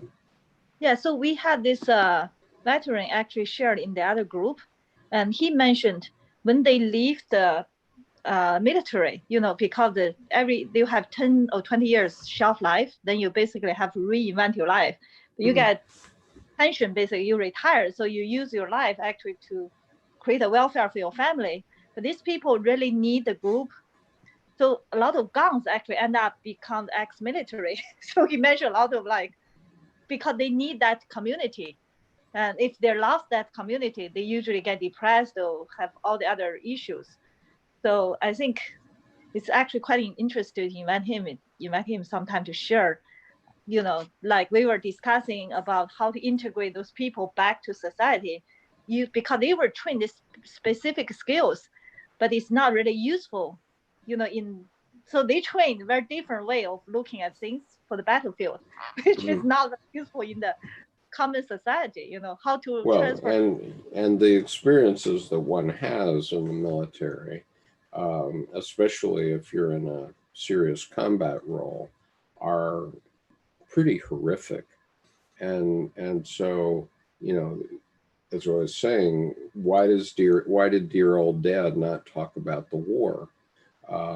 Because how can you, if you've been through that, which is a traumatic event, I can assure you, and my experience was quite mild, but it still is traumatic, and I can point to traumatic events. How do you talk with somebody in normal discourse about those events? Okay. And my wife noticed, and my father-in-law had a very mild experience, but nonetheless traumatic because he was at risk for 2 years. He was a Navy sailor who was assigned to commercial vessels during World War II. So he was in convoys all the time, and his job was to run the 5-inch gun that they used to put on commercial vessels when they were carrying cargo across the seas and in these convoys. And so they were always at risk. And he never talked about the war. But when I came into the family, all of a sudden he would really talk about it to me. Okay. And so anyway, let me go back to the stages here. So this in part is my education process, and not only educating myself, but educating others to some of these issues. But the fourth stage is transformational. And Dr. Jung was talking about transformation throughout his career. I mean, his first major work that contradicted Freud was Symbols of Transformation of the Libido, which in English got translated to be Psychology of the Unconscious originally when it was published in 1912, but it was the book that caused the split with Dr. Freud, and it was rewritten 40 years later and became volume 5, I think, of the collected works of C.G. Jung. But he was always talking about transformation. So, Elliot, I'm wondering if you have any reaction or other thoughts that relate to any of that which I've said. Well, the story that you led with from Peck about the rabbi and the monks, he established something called the Foundation for Community Encouragement, and they would offer weekend workshops. He called it community building, and each session would start with a reading of that story as a kind of a tone setter. Mm-hmm. One of the things that he and I corresponded about, though, was by this time in my life, when he invited me to one of those workshops, and it was profound. It was fantastic. Mm-hmm. It was transformational. And yet I wrote to him in a challenging way, and I said, yeah, but it's still just a weekend workshop, and it's with strangers. So we go through the 4 stages that he mentions in community building, somewhat similar to what you've described. And we reach this euphoric state at the end of community. And I can tell you from my personal experience when I went through it, it's described in the book, it was profound. But then we go home, and we have to go back to work, and we have to go back to our families and the people with whom we have a large karmic debt that's been established over years. And we're never going to see the people that we experience this transformation with again. So there's got to be a way to transfer and integrate those transformational experiences into our everyday lives. And that sort of became my passion. And it was part of the dialogue that Peck and I would have, because I said, what good is this community building if we can't establish what you're describing and what we're experiencing there in our daily routines, with our bosses, with our colleagues at work, with our children, with our wives in particular. In fact, that first workshop that I attended, I was really played devil's advocate, because there was a woman that was harping on us getting moved forward to the next stage and the next stage so we can experience community together. And she had said that I paid a big price to attend this seminar because my husband and I haven't been getting along, and he didn't want me to come. So could we please cut out the BS and the preliminaries, and let's get on to the important work of community building together and experience this kind of a transformation. And I just lost it. I mean, I lunged. To the chase, right? What good is that community that you're asking me now to help you induce? You haven't been able to achieve it with your own husband. So why don't you go home and build some community with him? And that really has been, I mean, throughout the book, that's my goal, is how to achieve transformational experience with the people that matter and in a way that is sustainable. Yeah. Rather than some cosmic momentary high that we can achieve through luck.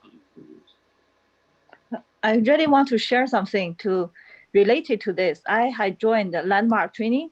So it's similar like weekend plus Friday, 3-day training, and we really feel that it's like group therapy. You know, we shared our experience. Then we have advanced training, which is about how to solve your problem at a higher level, and it's great, you know. But I also see the only problem is like these people you seem to build this great relationship, then they all disappeared. So when you go back to your own community who have no idea what's going on. And I actually think church is a great place to do. I talked with my husband, we both joined the training. I said, what if we bring this to church? It's much better because people come here every week, then they actually can learn this together, then they actually can practice in the community. This is much more effective than you just going, then they keep selling you the advanced program. You just keep go to those programs with these people, and they're really never going back to your daily life, like you said. I think, you know, if the church, we don't agree with the same God, but at least it's become a place we can learn together to learn about life. I really want, but most of the church I go to, they're more have this one view of God, which I don't totally agree. That's why I stopped going there. But what if we build this community center, which actually is my graduate student's thesis. It's about community center we build around the world. Then we actually use satellite to talk with other countries' community center. Then we actually have people, you know, because we're so specialized in this today's society. You know, that's why in Renaissance, the Galileo, he's an artist, philosopher, and physics. But today, you have one person in a very, very specific field. You may have no idea what's going on. So my idea is to have this community center. Then you have the top person in each field to share his knowledge, so everybody can learn about what's going on in the world. Then they have this discussion and learn everything. Anyway, so I really like this. Yeah. So the question, Elliot, through all of that, or let's start with the Scott Peck weekend. Aside from the fact that you lost the community, were you changed? Was I changed by the experience of the workshop? Absolutely. But that's just like an initiatory experience. Those transformational changes that we have at these events, these spiritual occasions, are important, and they can affect us profoundly, and they can motivate us, and they can give us a taste of what is possible. But that's when the real work and the real fun begins. Sure. When we go home to where the rubber meets the road and try to incorporate that. And in my belief system, the primary venue for the real transformative work is in the marital relationship. Mm-hmm. In the preface or the introduction to the book, I forget which, I write something that, like, you know, it's through our daily experience with those we claim to love that we must find and restore those Kabbalistic sparks. Right.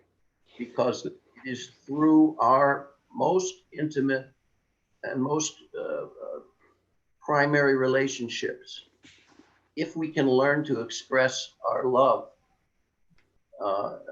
cleanly in that setting, that we will see eventually the face of God. Yeah. And that is the source of our ultimate healing. It's on a practical day-to-day level with our beloveds in the household. But yeah, the two go together because we have to be reminded about what's possible. Yeah, well, I think that we first need to be reminded about what is life and what is not. Okay, in other words, what I'm trying to turn people's perspective on its head a bit. I'm trying to make something vertical that has been seen as horizontal. In other words, the clash between the masculine and feminine, that idea, I think, is passé. And so it's sometimes referred to as the logos and the eros, okay, the yin and the yang.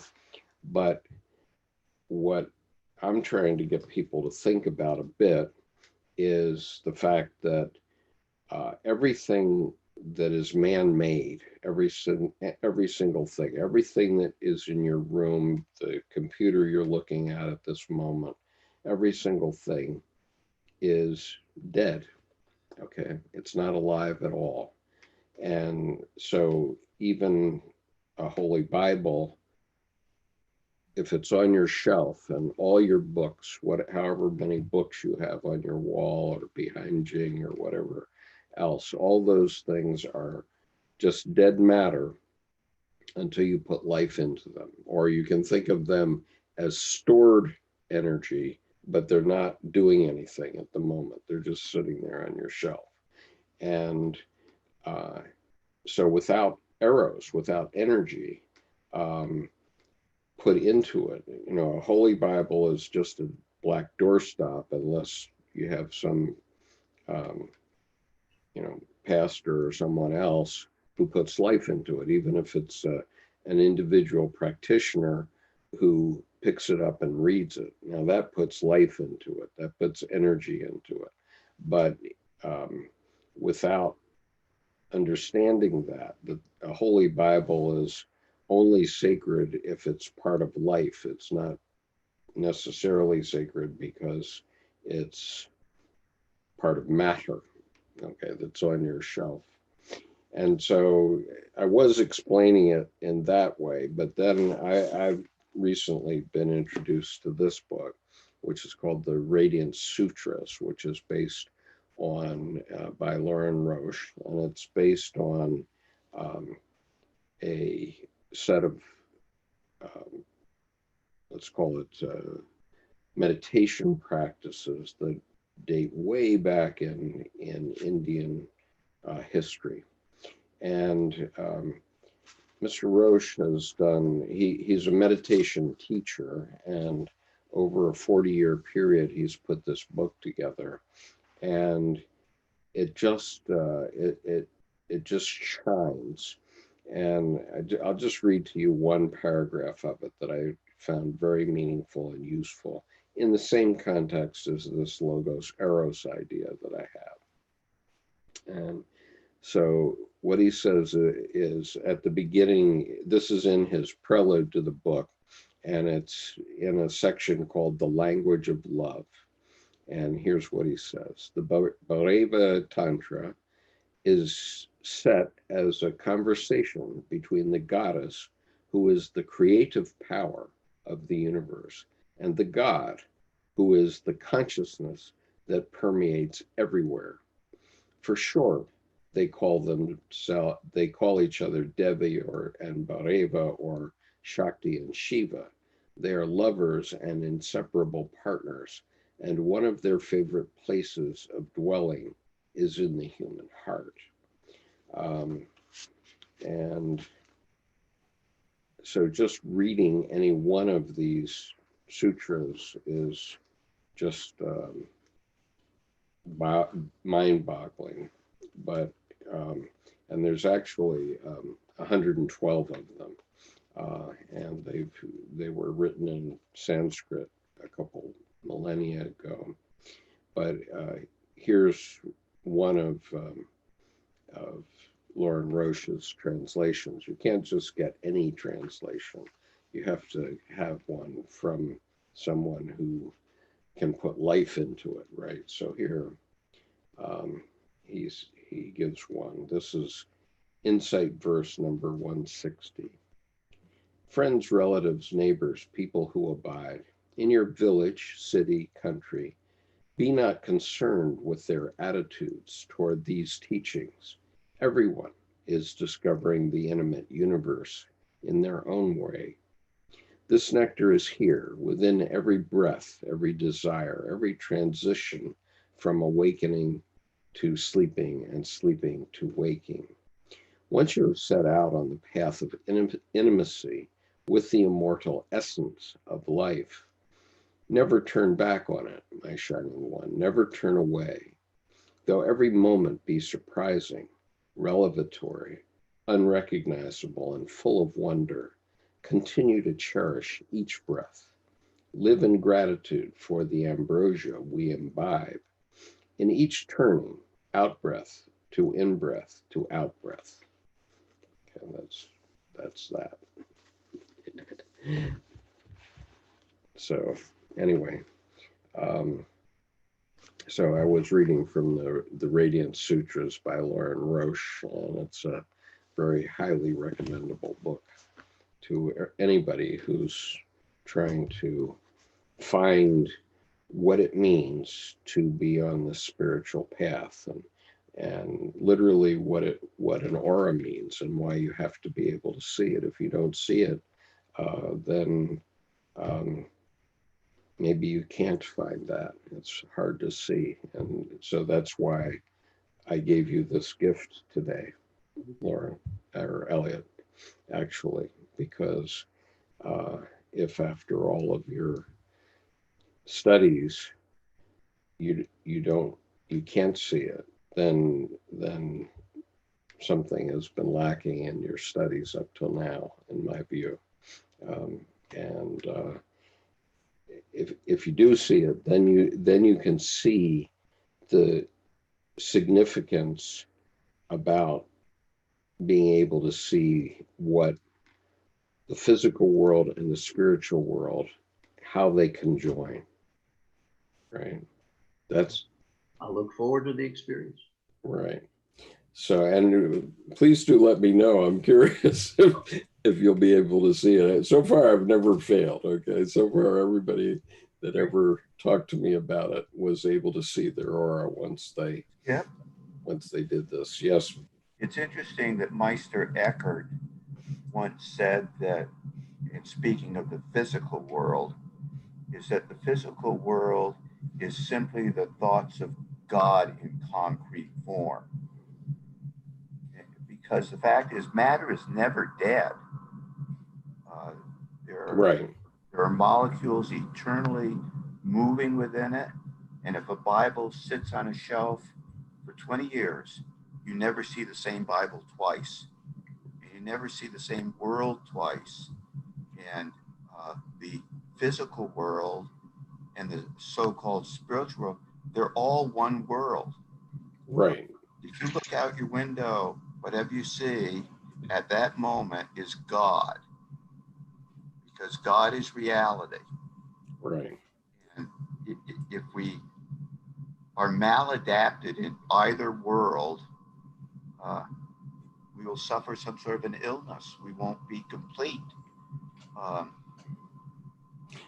Right, and that's really Lauren's point in this comment, that they are lovers and inseparable partners, and one of their favorite places of dwelling is in the human heart, and so there is no separation between masculine and feminine, and to the extent that we've forced people out to the extremes on those bits of consciousness, we've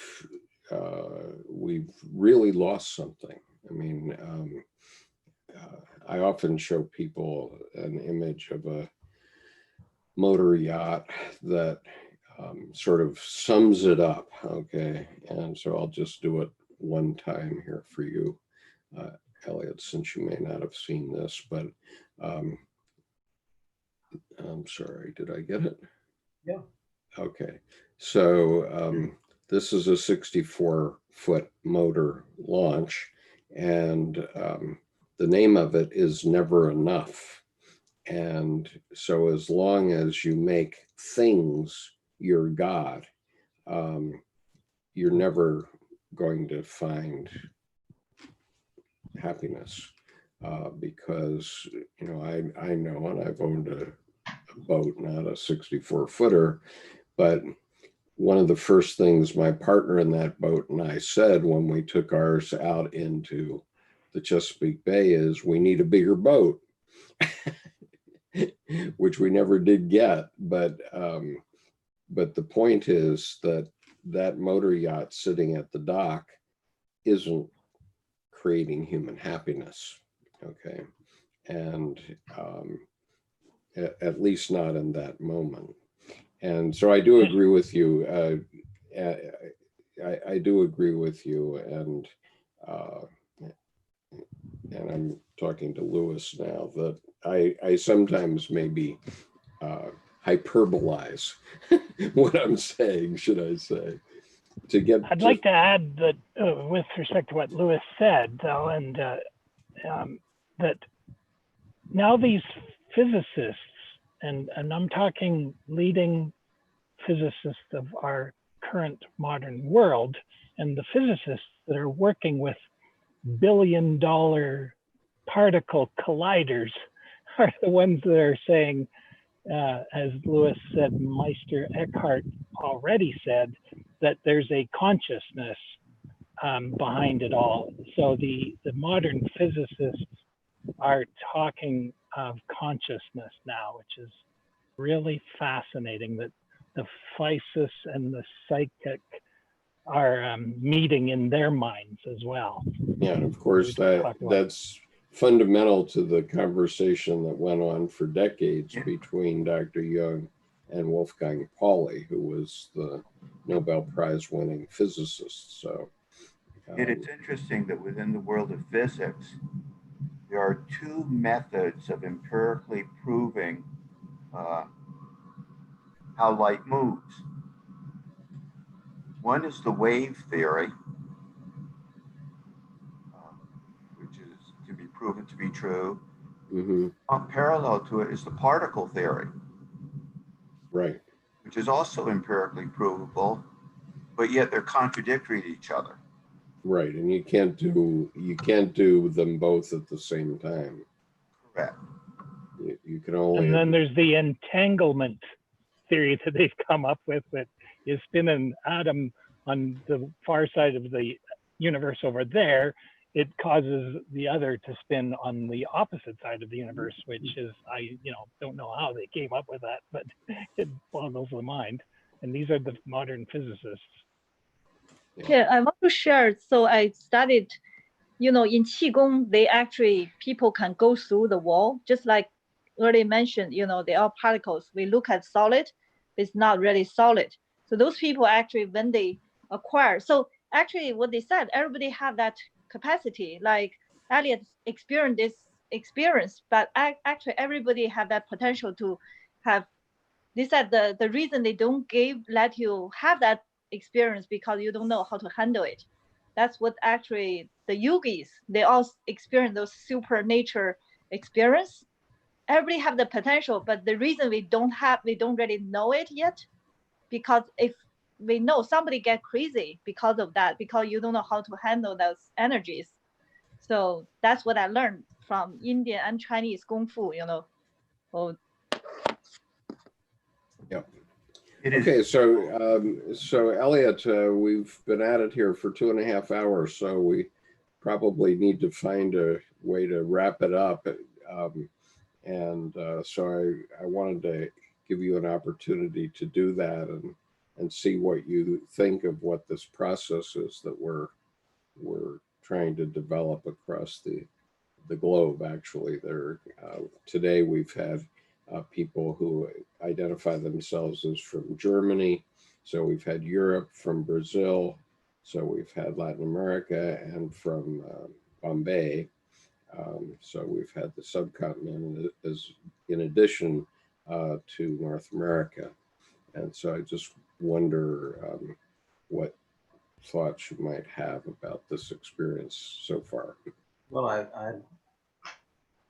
I've enjoyed being a part of it, and I thank you for the opportunity to build community as you are doing on an ongoing basis, and I'll look forward to participating in the future. Great. All right, so today we've been talking with Elliott Talenfeld about his book, and I'm going to just put the cover of it up again because some people may have come and gone, but we've been talking about this book, Through a Still Imperfect Lens, a true story of personal growth and relationship from a psychospiritual perspective.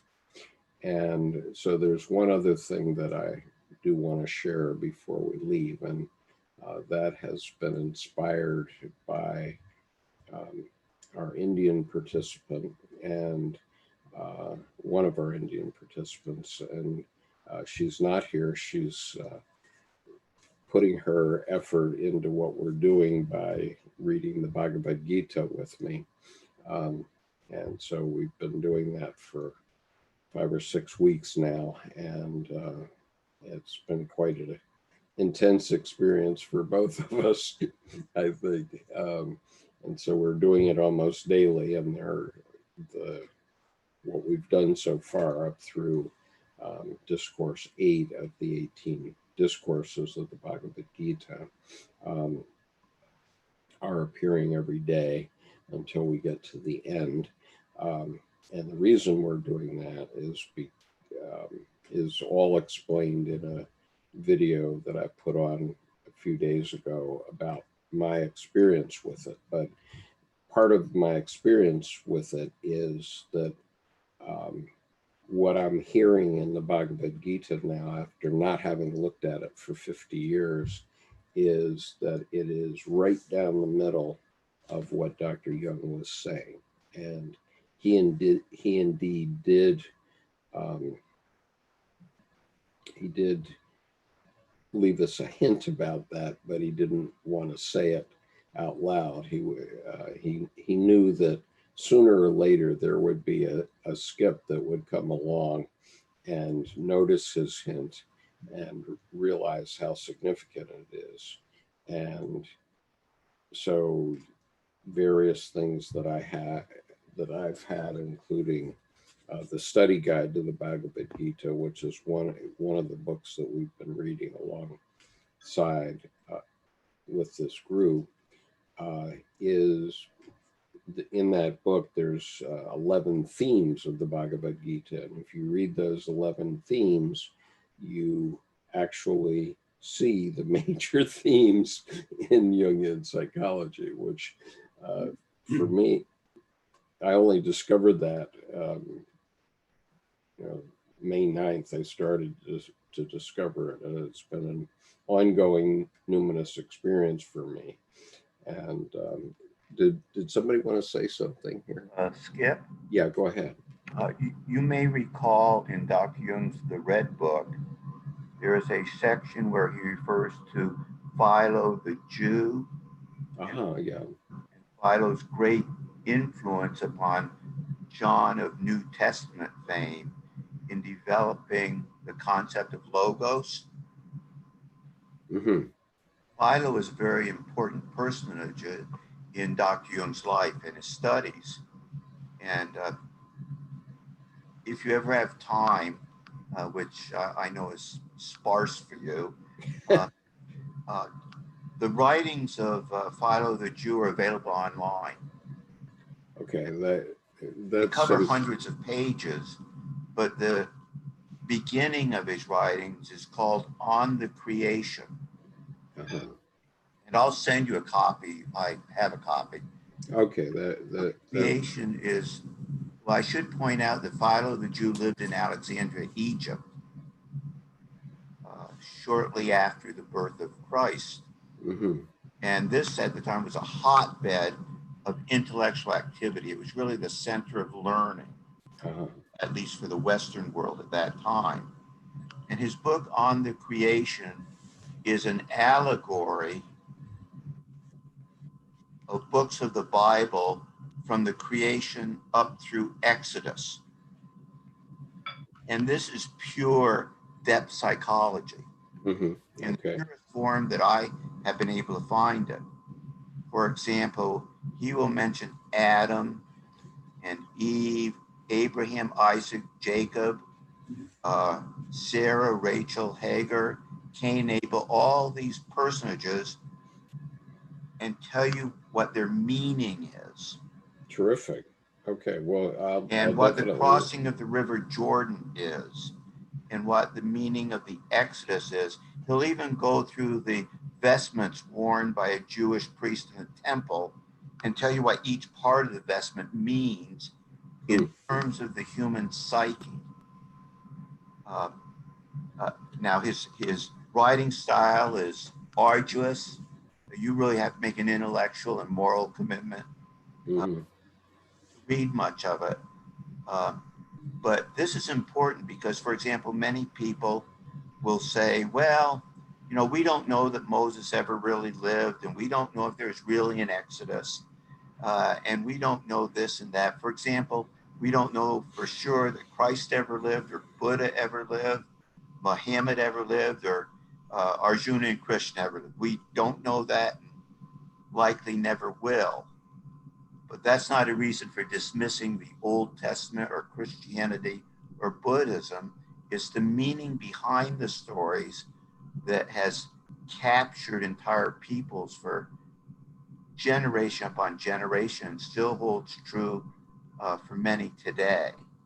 And I think Dr. Jung would say, wouldn't you agree, that they all did ever live, because they, at the very minimum, they have lived as psychic facts.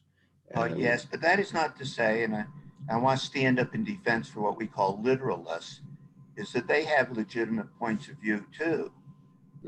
Really was a King Cyrus who took Jews into captivity. There was a Herod the Great. There's even a document which is fairly good proof that Pontius Pilate lived. Sure. I don't doubt Ashoka, who wrote 250 years after Buddha lived, where he asserts that Buddha actually lived. I personally accept that. Surely. Document birth certificate or anything like that. So when the literalists point to things being literally true, I don't doubt that whatsoever. When Josephus writes about Titus and the Roman legions destroying Jerusalem, that's a documented historic fact. Right. So when naysayers come along and say, well, you can't prove this, well, maybe not. And there's also the nonsensical who will say, well, you know, there really wasn't a Holocaust, or if there was, you can't prove it. And you go to that wing of idiocy. But I don't reject literalism, because where there's truth in it, I'll wholeheartly embrace it. But the writings of Josephus are just magnificent. Okay, I agree with that, Louis, that there, you know, all these things actually happen. And you know, recently, who were we talking to recently who said, I know it was John Jackson, who said, you know, if you have a dream, that dream actually happened. You know, that was a real thing, and it was a real event in your psyche. So just the same with hallucinations. For example, when the Buddhists say the world is an illusion, well, maybe it is an illusion, but it's effective, and so what's the difference? Well, that's right, because as the physicists say, all matter is just an illusion. It's our way of interpreting, you know, whether it's a leaf or a window or a computer, whatever. If I'm in the middle of the Sahara Desert and I'm starving for water, and I suddenly see an oasis in front of me, and inspires me to suddenly get up and run 100 miles an hour towards that oasis, that's one effective illusion. Yeah. It's effective. Okay, so I'll just quickly share the conjunction between Jung and the Bhagavad Gita here, which is this page, which appears on page 154 of the collected works. And on the upper left side, there is in English, which is very rare in the Red Book. There is in English calligraphy, whenever there is decay or righteousness and growth of unrighteousness, I incarnate myself. And I reincarnate across the ages in order to give protection to the righteous and to destroy the unrighteous for the reinstatement of righteousness. And he put that inscription, which was part of the teaching by Krishna to Arjuna, right next to his image of Philemon. So now, based on my newly evolved interest in the Bhagavad Gita, I see that what that hint means, the juxtaposition of those two things, that statement and Philemon side by side, the hint that Dr. Jung was leaving was that for him, Philemon was the equivalent of Krishna in the Bhagavad Gita in his life. And I think that that's quite significant. So what I wanted to do here now was just to share Khushbu's mantra. And since she's not here, I will give a rendition of it. It is a Sanskrit mantra, which means a wish for happiness for everyone in the world, and wish for happiness of all the worlds. And so I will render this Sanskrit mantra, and the way to handle it is for you to depart from the call when you're ready to depart. And so I'll wish you all well. Om Loka Samasa Sukhino Bhavantu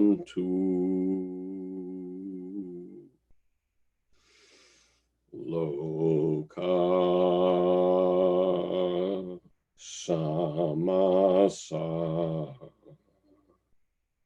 Sukhino Bhavantu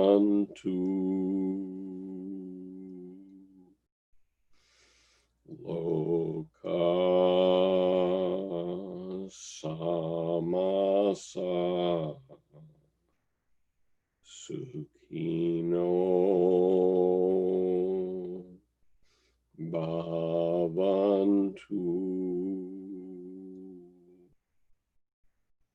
Om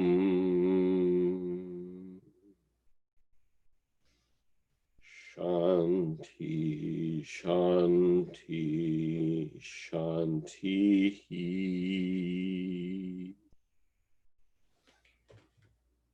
So thank you for being here today, Elliot, and apologies to the cantor. I'm sure I'm not up to your standard, but anyway, that's a tradition of ours now. So I'm repeating our tradition.